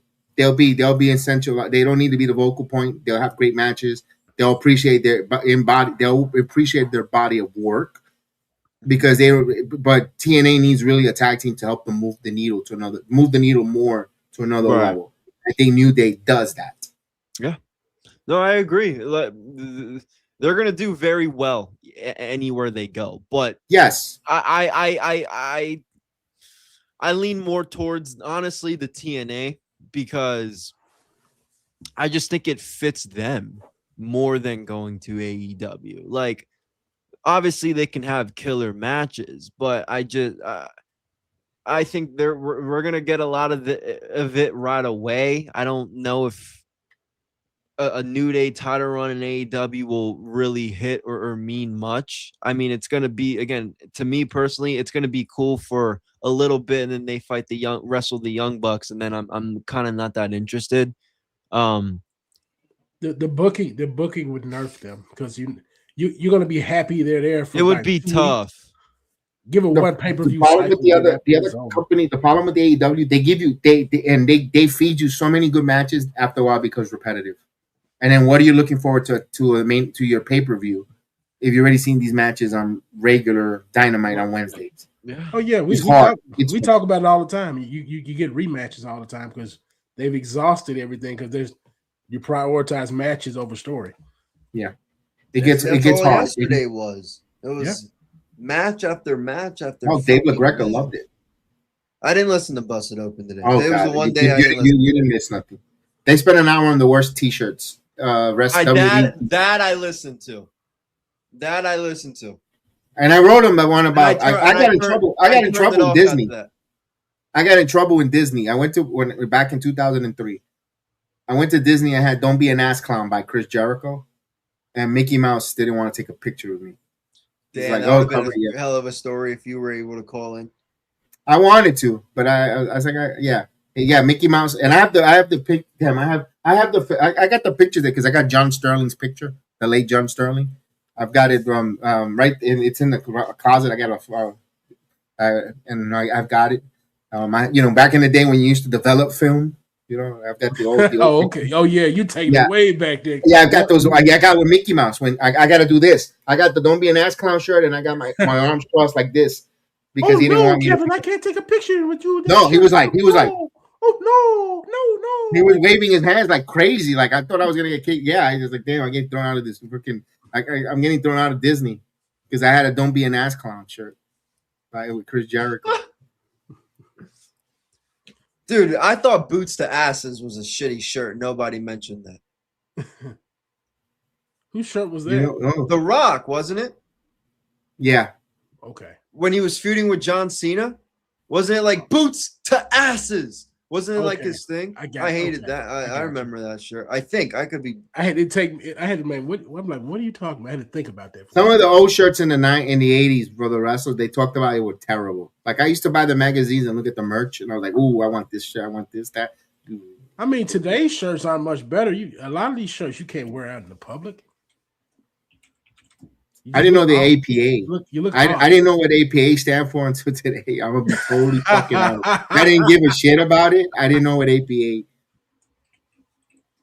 I did not know what that meant. I just like those were badass shirts.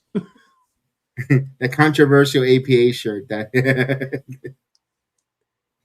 What do you think wrestling would look like if we had right to censor right now as a faction? Oh, it'd be great. Right, that would work right now. Yes, it would. It would work. It'd be very funny right now too. It'd be very funny. Dude, in fact, I watched. Oh, go ahead. No, go ahead. No, I was gonna say. In fact, Bo Buchanan's son. I don't know if he's still around with Evolve. I would bring that with him because his son is Jensen Brooks Jensen. Okay, he's there. He's in Evolve right now. I would do something along the lines with right to censor, but Evolve to NXT. I saw a tweet from him today. He was defending Will Cruz, the new fat guy. He was defending John Candy. Yeah. Tell me he don't look like John Candy. He looks like Barf. He's funny. I don't care what these people say. They think he's gonna be great because he's fat. I'm just like, he's fat. I'm a fat man. I mean, I don't want to see that many fat men in wrestling unless you're a good character. It's just the truth. You better have a great character. You just can't come out. I don't care if you can do 100 moves. What's the point? You don't look like you can kick my ass. I don't believe it. They love him. John Cena's been glazing him. So again, man, we could talk about wrestling fans forever. We love to gatekeep mediocrity for some reason. It's mediocre. Hey, I'm having an open mind. Let me see what he does. He's got the developmental to try to get involved. Because look, Keith Lee. You look at Keith Lee. You can't judge a book by cover. The guy was a fucking agile man. Keith Lee could have just lost maybe 10 pounds. He would have been fine. He had. That's what Vince wanted. Be honest with you, that's what Vince wanted. He had a lot of muscle under that fat because he was flying. I give you that. The stories on him. The stories of you're gonna have another cookie, you fat ass. Go ahead, you're gonna eat that cookie. You're gonna eat another cookie, pal. I will say this: the catchphrase that Will Cruz has, it works. It works. Well, it's Mason Rook. It's Mason Rook. Whatever. Man, what is he? A chess player? Rook? Bronson Reed might be back this weekend. See, that's the difference in fat. Bronson Reed is like a big bowling ball. Like you don't want to wrestle him. I want to sit down. I said it. He lives here close by. I want to sit down with Fogo de Chao or Brazil or Texas del Brazil with him and just interview him. But I just want to sit down and have a meal. Have the red light, put the green light in. Have him bring all the different Brazilian meats and just let's go to town. Let's have a conversation and eat and have a talk with Big Brunson Reed. Going to the buffet with Big Bronson Reed. Yes, just me and him having a conversation, a couple of drinks, cocktails, and Argentinian grill, Brazilian steakhouse grill. All you can eat. Let's go.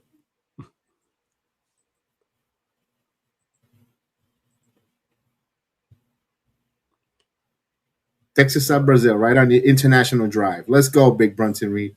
The ball's in your court. Guys, I'm not gonna lie to you. I know we're gonna watch Backlash on Saturday. Something about that inside golf course makes me want to watch a little bit of Fairway to Hell. Oh, I just want to know what it's gonna look like. I have to look at it. They even got a French fries name. They're even making food name after the wrestlers.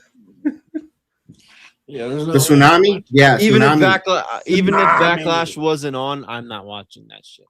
No, I didn't say I was gonna watch the whole. I need to see the aesthetic. I got to see what it's. I mean the highlights. Yeah, I can see where you want to watch the highlights and stuff. I watch the highlights to see what it looks like. No, I ain't saying that. Once I see Jack Perry, I'm like, no, I'm turning this off. I don't want to see Jack Perry. No. I don't know what's gonna happen today with me when he says, "Oh, new AEW World Champion." I'm not gonna watch. I'm gonna listen to y'all. I'm like, okay. Yeah, I'm not gonna lie. I'm not gonna lie, Hoss. I might even tap out. I'm turning it off. I'm turning that off. If I tap out, oh my God.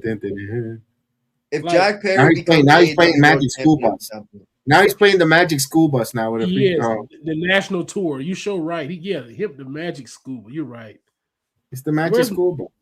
Where's Miss Frizzle? Ain't her name? Let's just hope that AEW doesn't have any main pay-per-views lined up in California, and Jack Perry isn't being talked about as a major main event player because Tony's gonna give him the fucking belt inside Crypto Arena. Tony, two things: either Tony likes his mom or he likes his sister, because he likes to put them in the front row. It's gonna happen next year. If he wants to give him the 90210 digit. If Kenny Omega retires at the end of this year, man, Jack Perry's moving up to the main event. You better believe it. Oh yeah. Ooh, look at this Moose. Ooh, with the milk dud. I think Kenny Omega is going to be an attraction for them. I don't know if he's actually going to. Unless the health shit really makes him retire, but I think, be honest with you, if he needs to retire or he wants to do a attraction, he should be the coaches of the women, because he has helped some women with certain, like, even though it was a Carter Shearer tries to do the one in Angel, she tries, but Jade also a couple, like, he's helped some women with some moves, so it tells me, you know what, he'll be a good producer agent. If he's an EVP, put the EVP status with some matches. Him and Danielson, I think, need to be producing matches. I tend to agree, and Dustin, instead of fighting on X and clapping back about, he kind of sounds jealous of his brother. He's always sound jealous of Cody. He is. I mean, because he feels like he's more talented than Cody, which he has a good argument there. He is more physically talented than him. He's past his prime. He's been past his prime. He didn't capitalize. He had his chance. Remember when he was the natural in WCW? He had some good matches, but they always fell short. But that's his dad's fault. His dad kept booking him to lose like him. I mean, they're both boring as hell when they come down to it. Was Dusty boring? Dustin got great with Goldust because it was something different, unique, came to life. The first iteration of Goldust. Not when he was, and it was comedy with Booker T. It made it work, but then when he started stuttering, it was kind of when the stuttering Goldust was in. I didn't care too much for it. I will say this about Kenny Omega. You know how Tony Khan doesn't like authority figures on his TV shows? Yes. Kenny Omega would probably be the best option to have an authority figure on Dynamite, at least. He's going to do two things. He's gonna put people to sleep with him talking. You ain't lying. No, I honestly, adieu, a good night. In all honesty, guys, that person should be Don Callis. He needs to say fuck this Don Callis family bullshit. Yes. He needs to be the Adam Pearce of all this and of AEW. Oh, Tony Khan got too much pride. He don't want nobody thinking, oh, he's actually booking the show. Well, guys, Hoss, Kev, they technically do have that guy. He's barely there, but they technically do. It's Christopher Daniels. Because we've seen many times where Christopher Daniels comes out and makes matches official, whatever.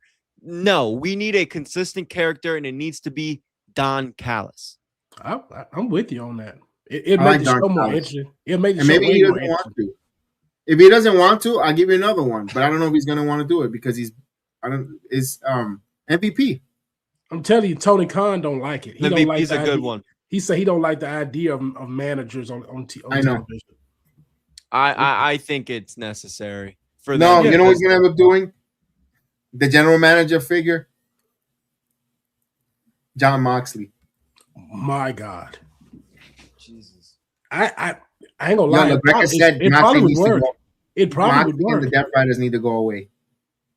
Oh, never. No, but Greca says they're the worst thing in the AEW. They need to go away. Mox views himself as Roman Reigns, and you know it. He ain't going nowhere.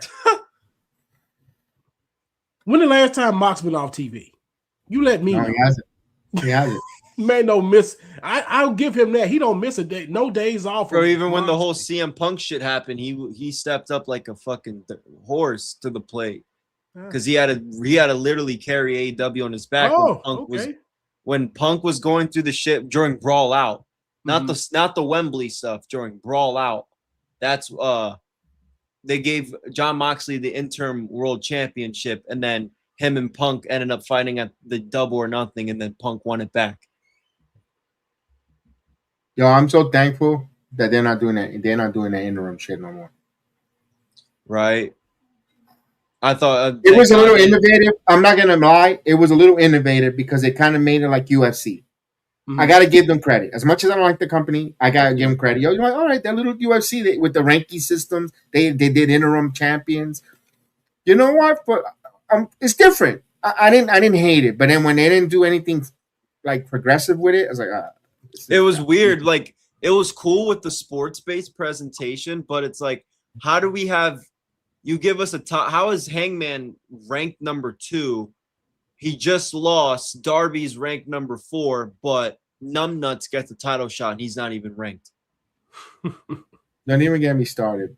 That would happen all the time. You'd have like your top 3 because they were posted on their websites. They would post at the beginning of the website. They would say your top ranked women and number 1 contenders, all that stuff, and they would have somebody else who's not even on the list challenge for the title next week on Dynamite. Yeah, that's when the ranking system became a joke. But I liked it because one thing I thought that was going to come out of it was, okay, we'll always have an idea on who the number 1 contenders are. Okay, we know what direction that these champions are going to have. Look at the ranking system. We know that's how they're going to build. So I liked it, but again, Hoss, because you've stressed this a lot. This isn't a sport. It's not. You're going to have to book these ranking people consistently on your shows to not lose. Who are you going to go against? Jobbers? It's not going to make for good television. It's just a mess. The ranking system. No, you know what? How they could have protected themselves easily. The number 1 contenders, but they have a match. Whoever's the one, if you could have the number 2 and 3 contenders go at it on a regular Dynamite on the weekly television, you could do anywhere from 2 to 6 wrestle in some type of form, and they'll jockey around position. But the number 1 contender will be that's your pay-per-view matchup. If it's so like that, you could finagle it like in this case. Let's use it as an example. MJF would have been the number 1 contender. He don't have to do all this other stupid shit, title eliminator, casino gauntlet. He could have just been number 1 contender at the pay-per-view. Boom. And then to set up the next pay-per-view, you could story tell with matches, number 2 versus number 4, number 3 versus number 5.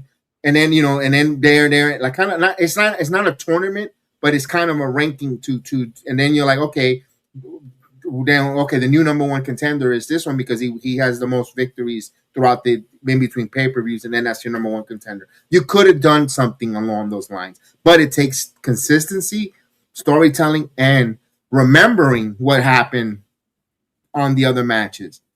and that's now you're asking a lot for one person, for Tony Khan, because he wants to do it himself. That's where a team comes in to help him out. Hey, remember this. I have this idea. And it could have worked.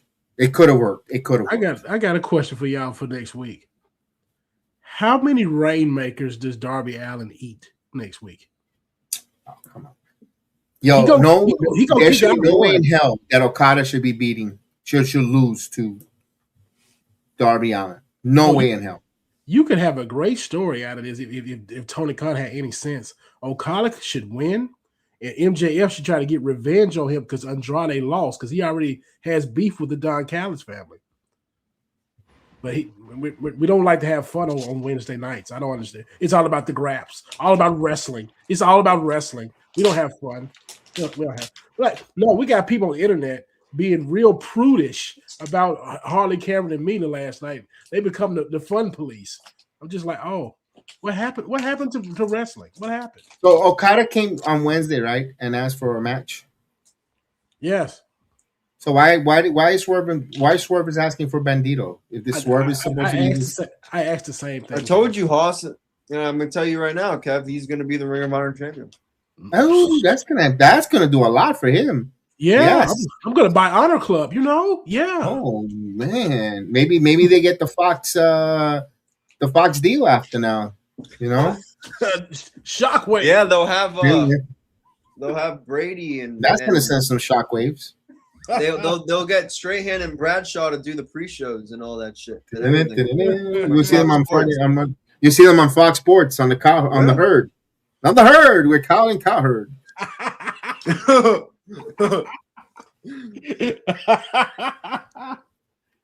Oh, go ahead, Swerve there with J-Mac. Oh Lord! And Swerve's friends with Goodell. Yeah, apparently. Draft picks. What's that on the What's that guy that comes out at night? Nick Wilder, your cousin. You look like Nick Wilder from FS1. Chris. Oh no, Nick Wright. I know exactly who that is. Nick Wright. Yeah. Nick Wright. You and Nick Wright. Big nose motherfucker. I know exactly. Oh, you don't have a big nose. It's just the hair. The hair, yeah. It's the hair. I hate his takes. He's oh my god. I was a fan of Nick Wright like 6 years ago when he first came on the scene when he was bald. Because I'm a LeBron fan. He talks a lot about LeBron. Now I'm not the biggest fan of Nick Wright these days. But when he first came onto the scene with Cowherd back in 2016, when me and him were the only people that thought that comeback was going to happen, like I can listen to this guy. I can't stand. I can listen to Joy Taylor all the time. Those peanut butter. I like cans. Joy Taylor. Those two big peanut butter cans. I'll be ready tomorrow though. I'm watching Skip and Stephen A. Smith on Reunite. You let me They're know. back again? Yeah, Skip's coming on First Take tomorrow. It's a one-off. Really? It's a one-off. Yeah. Yeah, tomorrow's a one-off. Skip and they're debating. They're actually gonna debate. No other people. They're having their moderator. Stephen A. They're gonna talk. You already know what the fucking who's the GOAT, LeBron or who's the GOAT, LeBron or MJ? They're gonna talk about Tom Brady. No, they're gonna talk about Roman Reigns, and they're gonna make a tweet about Roman Reigns and Cody Rhodes. I hate the ESPN WWE when they do that. We have Mike Greenberg, who I respect dearly. How do you handle a loss? Are you fucking serious? How do you handle a loss after a match? What can we expect? I handled it by going to catering and getting a nice plate. Yes. The Sports Center anchor is asking Trick Williams, what prepares you for a guy like this? We work it out before the fucking matches. We walk it through, but the night before I have Lash Legend. Like, come on. Like, at least bring like somebody that knows the product. Like, dude, sports fans don't want to watch that shit. No. I don't, as a sports fan, want to watch wrestling on ESPN. I think it's fucking cringe. At all. It is so cringe seeing them on Sports Center. At least Stephen A has personality. Like, yes, he doesn't know the product at all. At least he can, like, whatever. But like when I see him on Sports Center, I'm just They were interviewing Charlotte Flair the other day, and I was just like, how do you? That's what I'm talking about. How do you come back from? How do you handle a loss? What does that do? I'm like, what the fuck?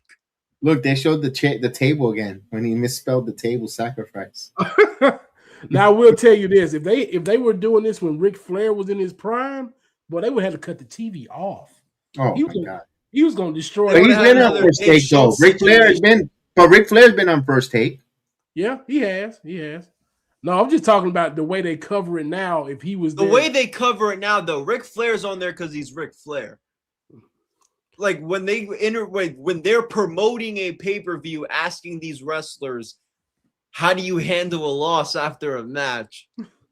But it's the same thing when they do when AEW does local media, when they go to when they all do they all ask this, when Mike Santana goes on local media, they all ask the same question. And it's very cringe.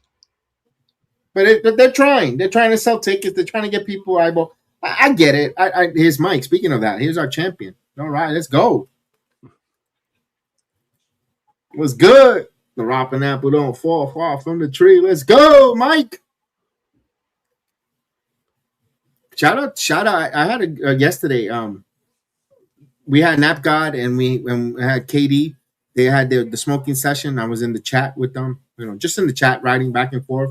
Great interaction with them, talking about Mike Santana, talking about the dream matchup with him and Damon Priest. He kind of set a faction, Bunny, Santana, and Priest. I'm like, I don't know, because Santana wants to be a single. I don't want to see that shit, man.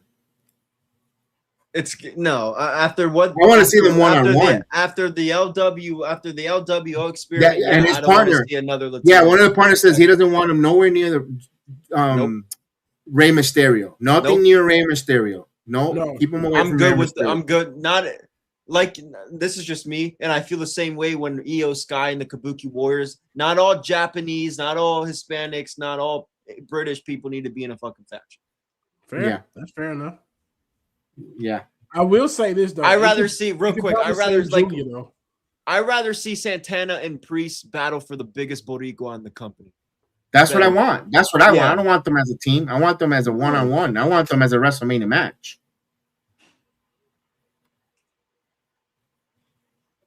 That was a great match. I'm with you, Haas. I kind of want to see Julia part of with I want that jacket. Yeah, that's a nice looking. I had an Adam Cole one just like that. I want that one. I want TNA to have a crate like AEW. That's not a bad deal. AEW crate is not a bad deal. Cool. I got to give them credit. As much as I told you that's not my cup of coffee, but that crate, if money gets better for me in the future, I'm gonna get a crate. You just get some cool stuff. They send you cool sometimes some autographs. Because I could give that like the stuff that I want. I give to my sons. They're AEW fans. Or you can give it away. I just want the t-shirts. They can have them. You hit a certain amount of goals or whatever, just like for fun. You can give it away to somebody, like an audience member or something. Giveaway. Yes. I've got a Moxley. I got two Moxley shirts. I got a Moxley shirt and a Death Rider shirt. I have a whole pack of them. Me too. I got 5 of them. Somebody said that on the Busted Open thing today. We got a with the plain white tees. Okay. Hoss, you know what we're talking about? With the plain white tees. Oh my god. Yes. $30. 35. 35. I got like a whole Fruit of Loom pack for like 12. And they look the same. I could write Death Riders at the end if it fucking helps. I could stitch it on. How many of these suits did Daria Ray have? I don't care what way she swings, man. She is fine as hell. She is. Daria? Yeah. I'm just talking about the suit. She's wearing the same suit. Dude, her suit game is tough. It was tough on SmackDown when she was a GM on SmackDown, and it's tough now. I like her. I liked her when she was on SmackDown. I liked her as the authority figure. When she was GM, I thought it worked. I enjoyed it. That dynamic was good. It was better than Paige. Better than Ava. Everybody. Paige's was fucking terrible. That GM run sucked. Her and Shane, oh my God, that was some of the worst SmackDowns I've ever seen.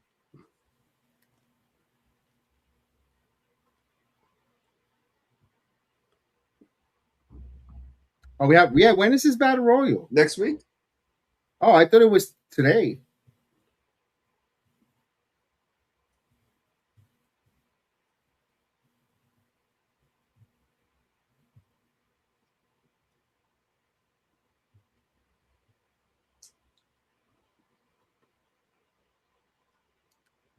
Bro, I'm gonna say this in a personal level. Mike, I know you're probably listening, and I don't mean to put your business out there, Mike.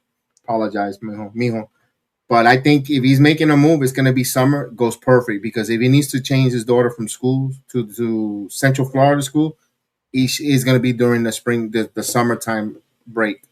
It works perfect for her. Okay. So you think he? Do you? I think he's there till Bound for Glory. No, and he's coming to Orlando, bro. When? When do you think he's there? Because again, I see him. His contract ends. Okay. To me, personally, I think he'll stay until Bound because Bound will be in Tampa, but he'll be living in Florida, by August. Right. Well, before his daughter get the daughter situated in school down here. And again, I have no insight. I'm not saying anything about that. I'm just going by logic. I'm more talking about the wrestling, right? Where it's like, if his contract runs out, he can just do a pay to appeal deal and just be like, I'm gonna drop the title and I'll be in NXT next week. No, that's what I'm saying. That's why he's going to work with them until he'll probably, like you said, pay for appearance until Bound, and then he'll bow out, or he'll still be an NXT wrestler. Like Joe Henry came back for Bound for Glory. He was an NXT wrestler already. He could still. There's a collaboration where he could still be TNA. But he's not going to do that while he's the TNA champion. That is not going to. That would be. I think that would be. Yeah. My TNA champion, go sign with NXT, but still come like. That's because Carlos Silva said that's what he wants TNA to be, a bridge for these wrestlers to make more money to go into the WWE. I don't think he will have a problem with it. I don't think so. Now again, maybe because could be that we're Uber fans and we might see it a different way, but I don't know. Joe Henry Joe Henry flirted so hard with WWE right in front of TNA's nose where they knew it and they allowed it because they knew they weren't going to do it. I think they'll be fine. I don't know. I wouldn't. As the champion would be very odd, in my opinion. Joe Hendry was bouncing back and forth, still TNA champion. It was the same thing with Trick Williams. All the difference was that he was signed with NXT. I know. Trick wasn't leaving. I understand. I know what you mean.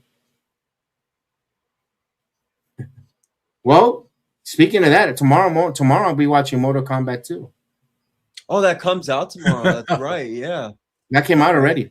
Oh, it came out already? I didn't know that. Mm-hmm. I still haven't seen Michael. I'm still getting ready for Michael. So Michael's great. Yeah. Because the theaters were so freaking packed. They're gonna be. They're gonna be packed for a while. I didn't even. Yeah, I know, but I don't even know when, because hopefully that something helps rebound the movie theaters, because Masters of the Universe comes out at the end of the month. And I have a bad feeling. If I don't go tomorrow, I have a bad feeling because I want to watch Backlash. But I have a bad feeling Sunday. I mean, hey, Mom, you want to go see Michael? Like, no. That place is going to be packed. You might be better off trying to rent it off of Amazon. They're doing that right now. I might be off just trying to play with my mom's Fire Stick. Good point. Good point.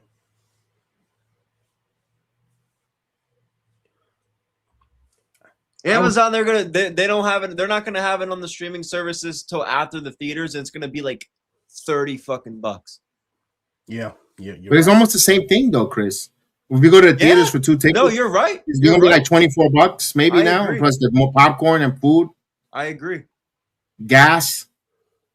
Yeah, no, I agree 100%. Now that I think about it, I used to spend like $40 because.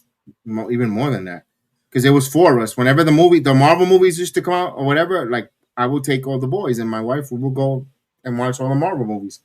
Every Marvel movie, they come out we would be there at midnight. And then I said, thank God that they started showing them at 7 o'clock instead of midnight the Thursdays. I was like, oh, I love that one because I didn't have to stay until midnight. But I would stay until midnight and go to work. Like for Star Wars Force Awakening, I was there. But I was smart. I used to go to the movie theaters that wasn't least popular. It was a nice theater. It was safe. Novito.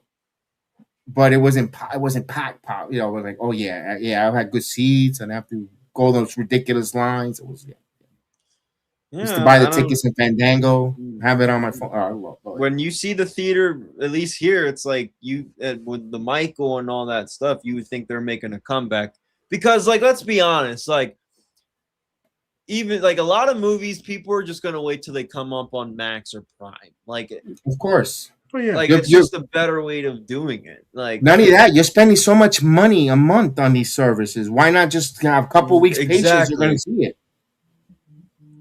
That's why I like Happy Gilmore not being in theaters was great. At least I still haven't seen it. It's worth it. If you got Netflix already, if you have I got Netflix, it. I haven't watched it. I see it. I scroll by it all the time. Like, I saw it once with my girlfriend, once with my family in the summer. You're gonna laugh every time you watch it. It was great. It's very fun. Becky Lynch's part was pretty good when she's golfing and she's there on the bad team. Becky Lynch was good. MJF had a good role. Adam Sandler was good. The kid from Shameless had a good role. Bad Bunny was hilarious as the caterer. Bad Bunny killed that role, in my opinion. He really did. Bad Bunny played the role of the bum, right? That the caddy that was. He's the caddy, Adam Sandler's caddy. Because part one, it was a bum, a plain old bum. Yeah. Mm-hmm. Because there's a movie that he's in where he plays. It's like a Mexican cartel movie. He ends up getting shot and killed. And every Bad Bunny movie, the Bullet Train. Bullet Train. Yeah. He was in Bullet Train. Yes. That was good. He was good in that movie. He was good in that. Yeah. It was good. You know what I'm talking about? I like that movie. That movie was very good. Yeah, I enjoyed it.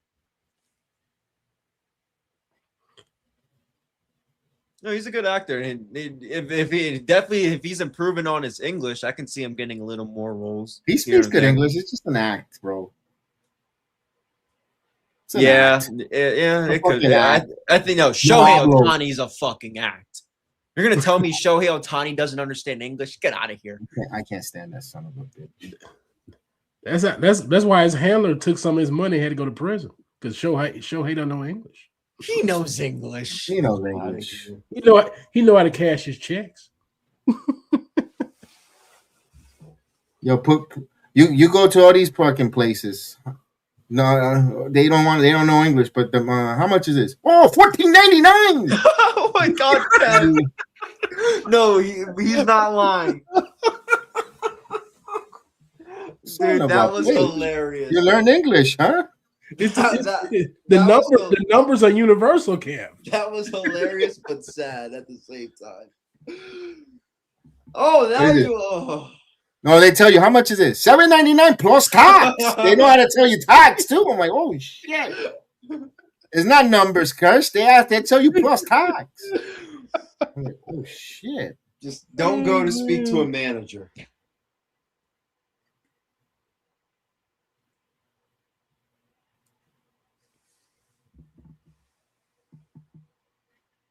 Okay, KC Navarro, we see you cutting this promo. I can't wait to interview him, man.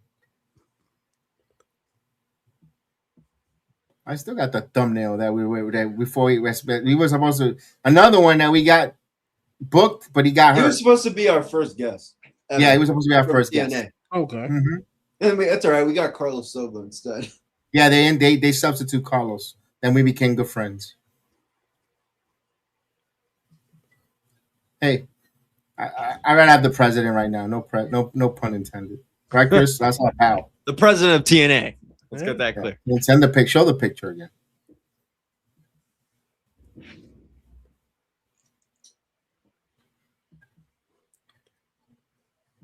They're jealous of the presidential impact. President Silva. President Silva. He approves this message. Mm-hmm. And the vice president. There you go. They hate it. We told them I took the hotline and go, We can't have wrestlers wrestle all elite talent. This Please. one was great. Pull the plug. This one was good. Oh, the Hardys, yeah. Yes. I got mine with Joe. He was chill. Me and Joe were probably talking for a solid 10 minutes. Yeah, you guys were for a good 45 like minutes. 7 to 10 minutes because he was. No, that was a while. He was there for a while. Yes, but he was there for a while. But when he was talking, whatever, and then he like stopped, whatever. I said, "What's up?" We were chatting for a little bit, for like 7 minutes. I asked for a picture. He started getting fucking bamboozled and stormed because I don't know if people saw me take the picture with him, and they were like, "Oh, we can get pictures with." I don't know if we were chatting. He was about to walk away. I was like, "Yo, you mind if I snap one?" It's not like I was like, "Yo, hold this real quick." Like I had my phone. I was like, he was like, "Yeah, sure." Mm-hmm. And it started, dude. I had to stand to the corner of the rail because there was security and cops because we were standing right next to the TNA dugout. And I'm like, and they had to eventually tell him like, "Yo, this isn't a fucking meet and greet." No, but then at the end of the game, they were taking pictures with fans. But Joe Henry, you gotta be very proper with him. May I? He's that type that he goes, "You may." He says, "When I ask him, may I?" He goes, "You may." I was like, "Oh." Especially if you're just going up to him. Okay. Like if you're just I just started talking to him about the softball game. Like I didn't even talk about wrestling. Like we were just talking about there. And then I don't remember if I specifically was like, "Oh yeah, we want to hear this." I need to hear the entrance. Where is she from? Uh-oh. Ooh.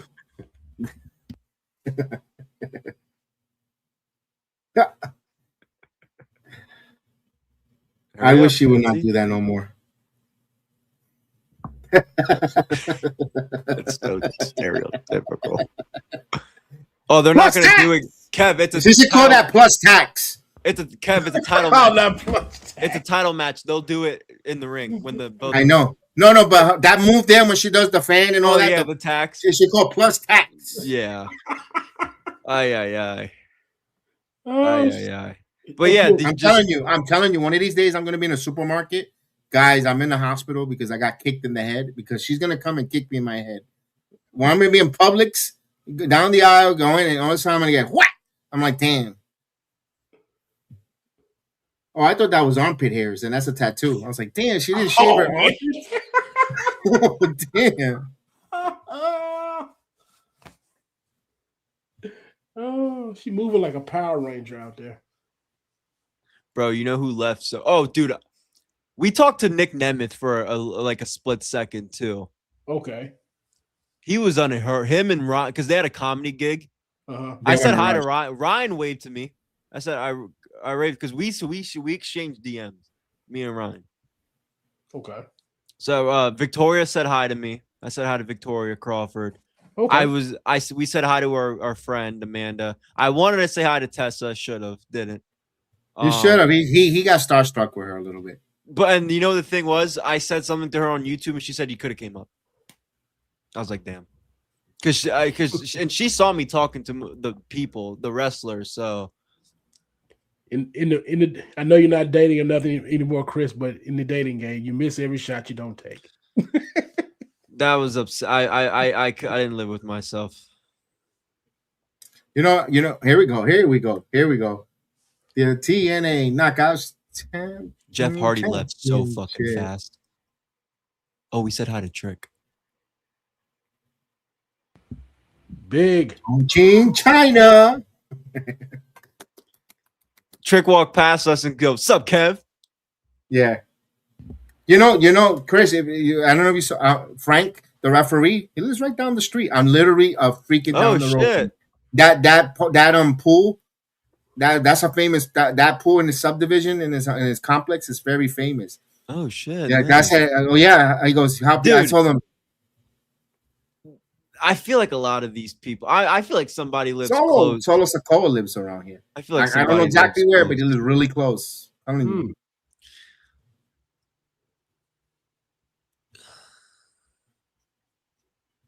Yeah, frankly, Dude, I wish Trick wasn't so bamboozled that day either. I would have liked to, especially since you know him. I wanted a picture with Trick. You know, I didn't think about. I said I already knew him and took pictures and being hanged out. I forgot about. My bad. I should have said, "Yo, Trick." No, he gave me a fist bump and said what's up to me and tapped my. Yeah, but I would have Trey hang out with us and take pictures. I was cool with that. I was cool with that. He seemed like it was like late or some shit too. All right, main event here. They're giving them 15 minutes. Oh, you got to see your guy, the hometown man. We both got pictures with Zachary Wines. I saw you getting one with him. I was like, oh shit. Yeah. He's one that I wanted to snap one with. Yeah, that was fun. I mean, they were in a setting that was appropriate for that type of stuff. So it wasn't weird. They were at a charity event, so it wasn't like they were in public and all that stuff. It wasn't the MGM. It wasn't the lobby of the MGM or right. It wasn't a store. Like they were there for that. They were for the people. And at the end of the day, the kids, they were kids, and the adults that were working there, they were working the event, so they didn't really care about the wrestler. So, you know, they were chill. Just talk to them. Like this is just a message to fans. Like, just talk to these people. Don't even, hey yo, like don't even bring up wrestling. No.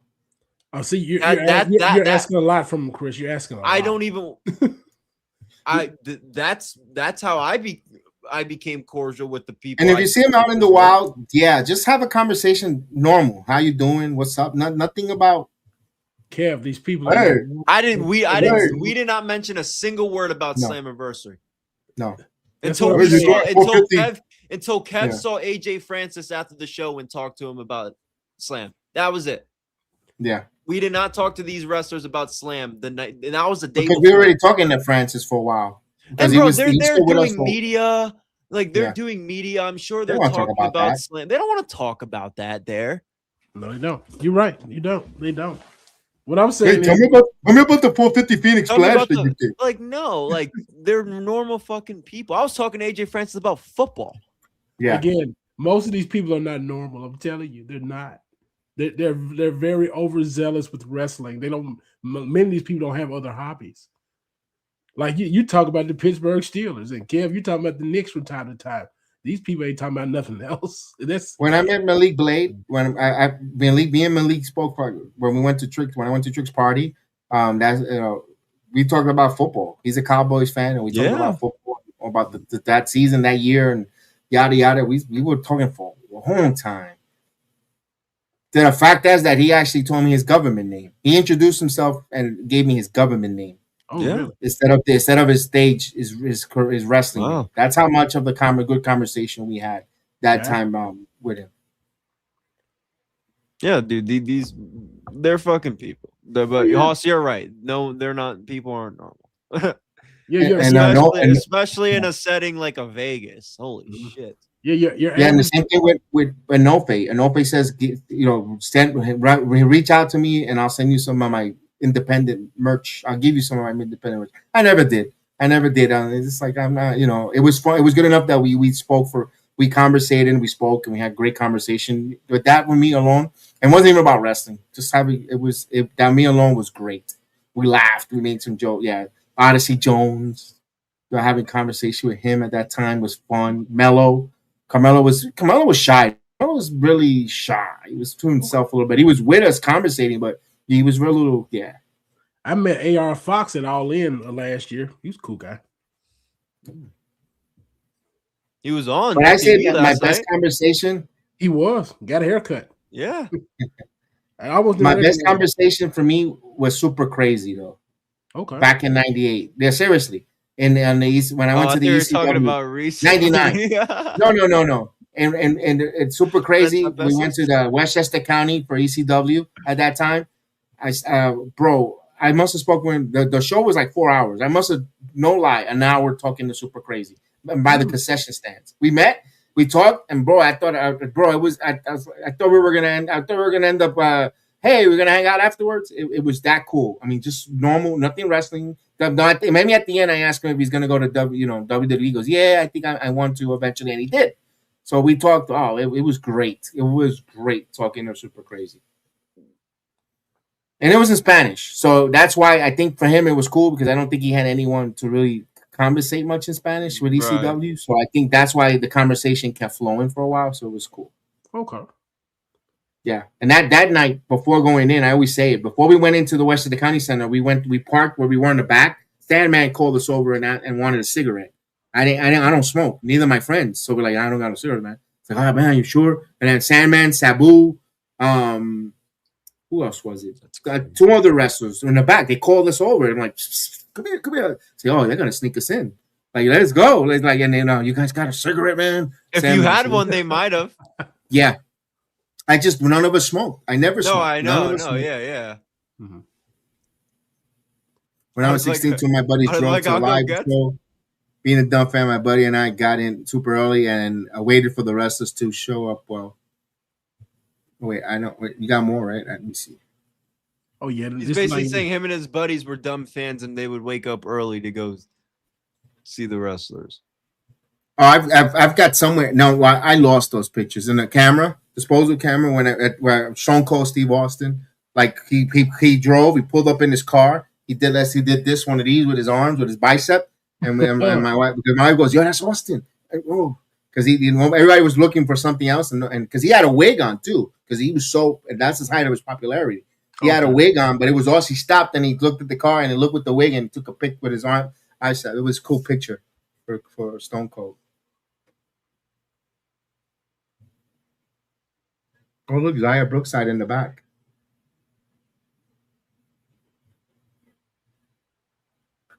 Interesting. They didn't show it on. They didn't show it on the Plus on the app, but they showed it on AMC. There it is. Okay, mine's is behind. Now they showed her. Yeah, they got Zaya Brookside up here looking like Elsa from Frozen. Oh, she's banned. She's not going to interfere in this. Oh, interesting. Uh-oh. She's taxing up. She definitely has a finance major. I could believe it. I heard she's going to University of Central Florida for economics degree. Applying for our. She probably already has. I wouldn't be surprised if she has a master's degree or some shit. Oh yeah, in business. Oh yeah. In financial planning. Yeah, engineering. Yeah. What the? Might be an app developer. She does have a nice house though. If you see her workouts on the Instagram. Okay. Her garage. Oh, what a spear. Look at that. Oh yeah. All right. She calls it the Mughal guy. She calls it the Mughal guy compound. Ooh. What? The Mughal guy compound. So I caught up on NXT the other day, right? How you feel about the Cali connection move? How you feel about that move? Which one? Cali Armstrong's finisher. How you feel about it? I'm not bad. I'm not. It's gonna evolve to something else. For now, I'm fine with it. Mm-hmm. Ultimate Warrior used to use that. Right. I'm fine with it. You know what? A shoulder tackle, if you hit right, could knock the wind out of you. It can knock you out anywhere. Rather than having someone with a big fat ass just put it in your face like the way Jada does. Her hypnotic sucks. That's a shitty. I'd rather have the shoulder tackle from Kelly Armstrong, because if she hits you right with the shoulder tackle, either in your chin, in the middle of your heart, in the middle of your solar plex, she's gonna knock the wind out of you. I'm fine with it. I saw that was a big thing of contention on X. I know when I saw it. I know.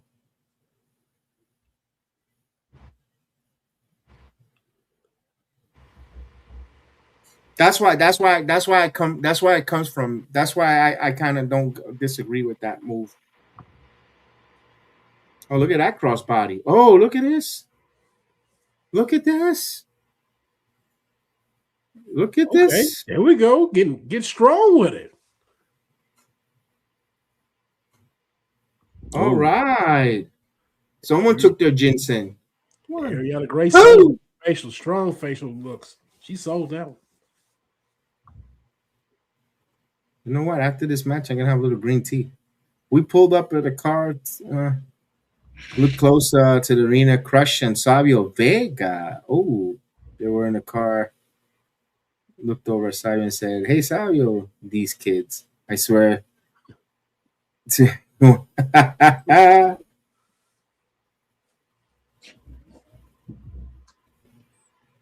know, I would like to meet Savio Vega, just in a Comic-Con type of thing. I could have, because when he was at Three Legacies, but I didn't. The shows were, and they're kind of people are kind of stole my shit, so I kind of backed off from them.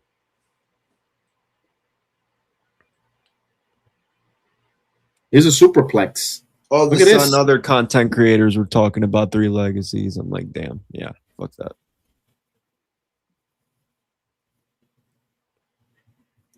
That crushed me at the time, though.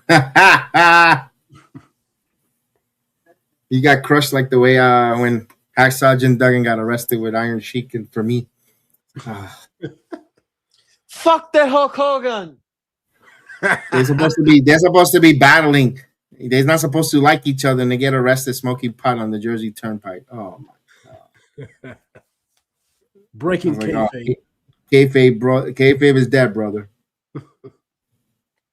There goes your Intercontinental title run, Hacksaw. Oh. Hulk Hogan, fuck you. Kiproni.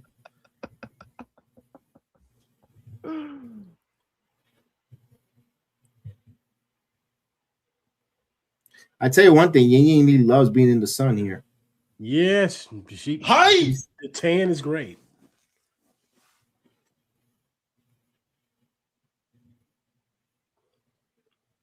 Look at Ying Lee. She'd be a great Mortal Kombat character. What's she going to do here? Look at this. Look at this. You saw the Kung Lao hat she had on coming out there. That's what I'm saying, bro. Oh, okay. What are we doing? Look at this. What is she doing? A spin? Spin? Oh. I don't know what the hell that was, but that was that? Put on the rope. Like that. Say the Warriors way. Let me say. He touched the rope. Kick him out. 3 minutes. Yeah, wind it up, pal. Get him out of here. We need our Frank. He gonna throw his him out of here, pal. And do all that. Dude. The crowd is invested in this. Oh, look at that missile drop kick. Nice. Right in the mush. Nice. iHeartRadio. That's all right. Don't forget, we're on iHeartRadio too. Sports Jedi Network podcast. Oh, card breaker. They gotta utilize that partnership a little more. Oh, finisher. This is it. Yo, Ying Lee kicked out.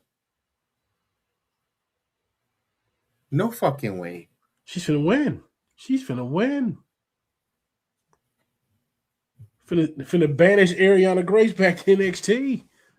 I think so.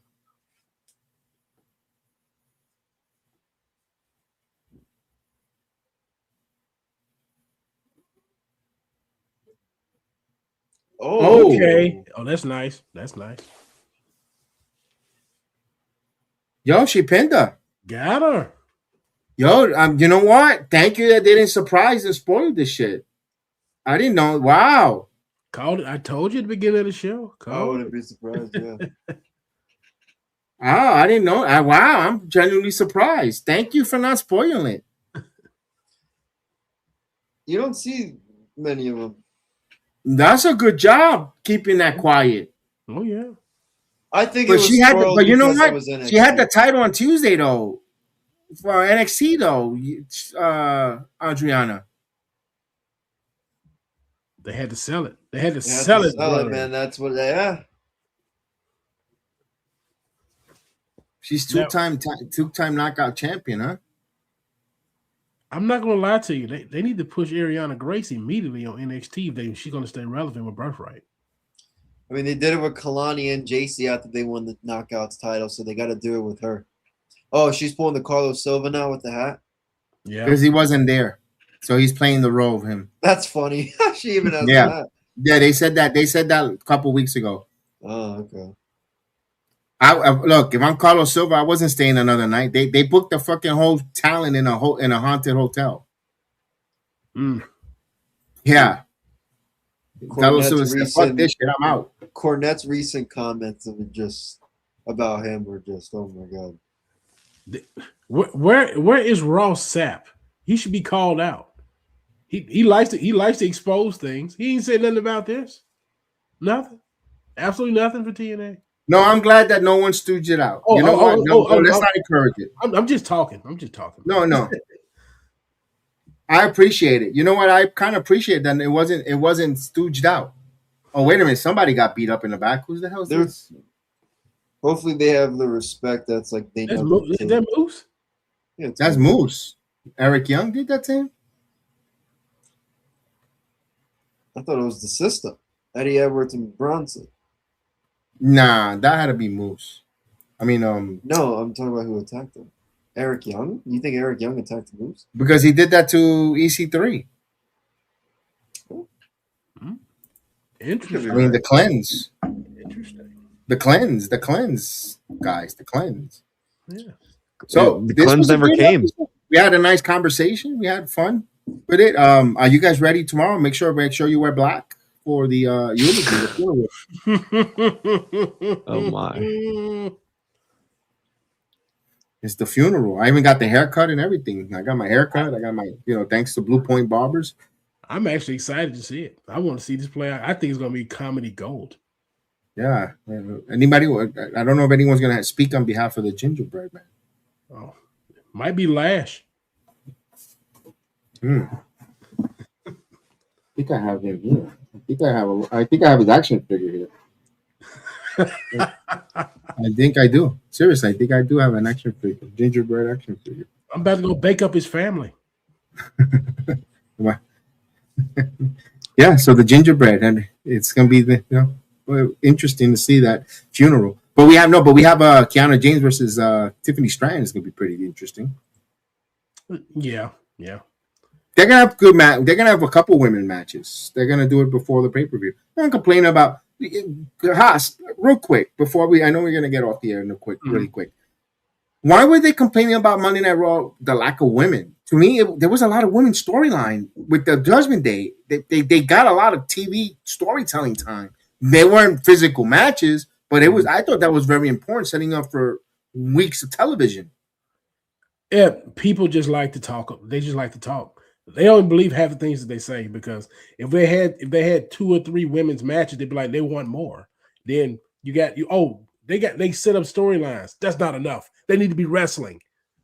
What do you want? They're getting TV time. What's the problem here? So people are always complaining. There was a lot of TV time. Remember the backstage in the clubhouse? Then when they came out there with Roxanne getting involved in the match, they were very important to the show. So Ruka and Becky? Yes. So I don't know what was the complaint. Like, Chris, your thought? I mean, people complained. I thought Raw. Did you see that though? Yeah, I mean, it was okay. It was a fine episode. I mean, look, they have the Judgment Day, Liv, and all that. She's obviously the main female on that show, in my opinion. Clearly, that's how they're booking her. There's still stuff to be played out with the Judgment Day, specifically with Roxanne. And again, Sol Ruka is a good first opponent for Becky. Becky, that's somebody that Sol needs to work with to get started on the main roster.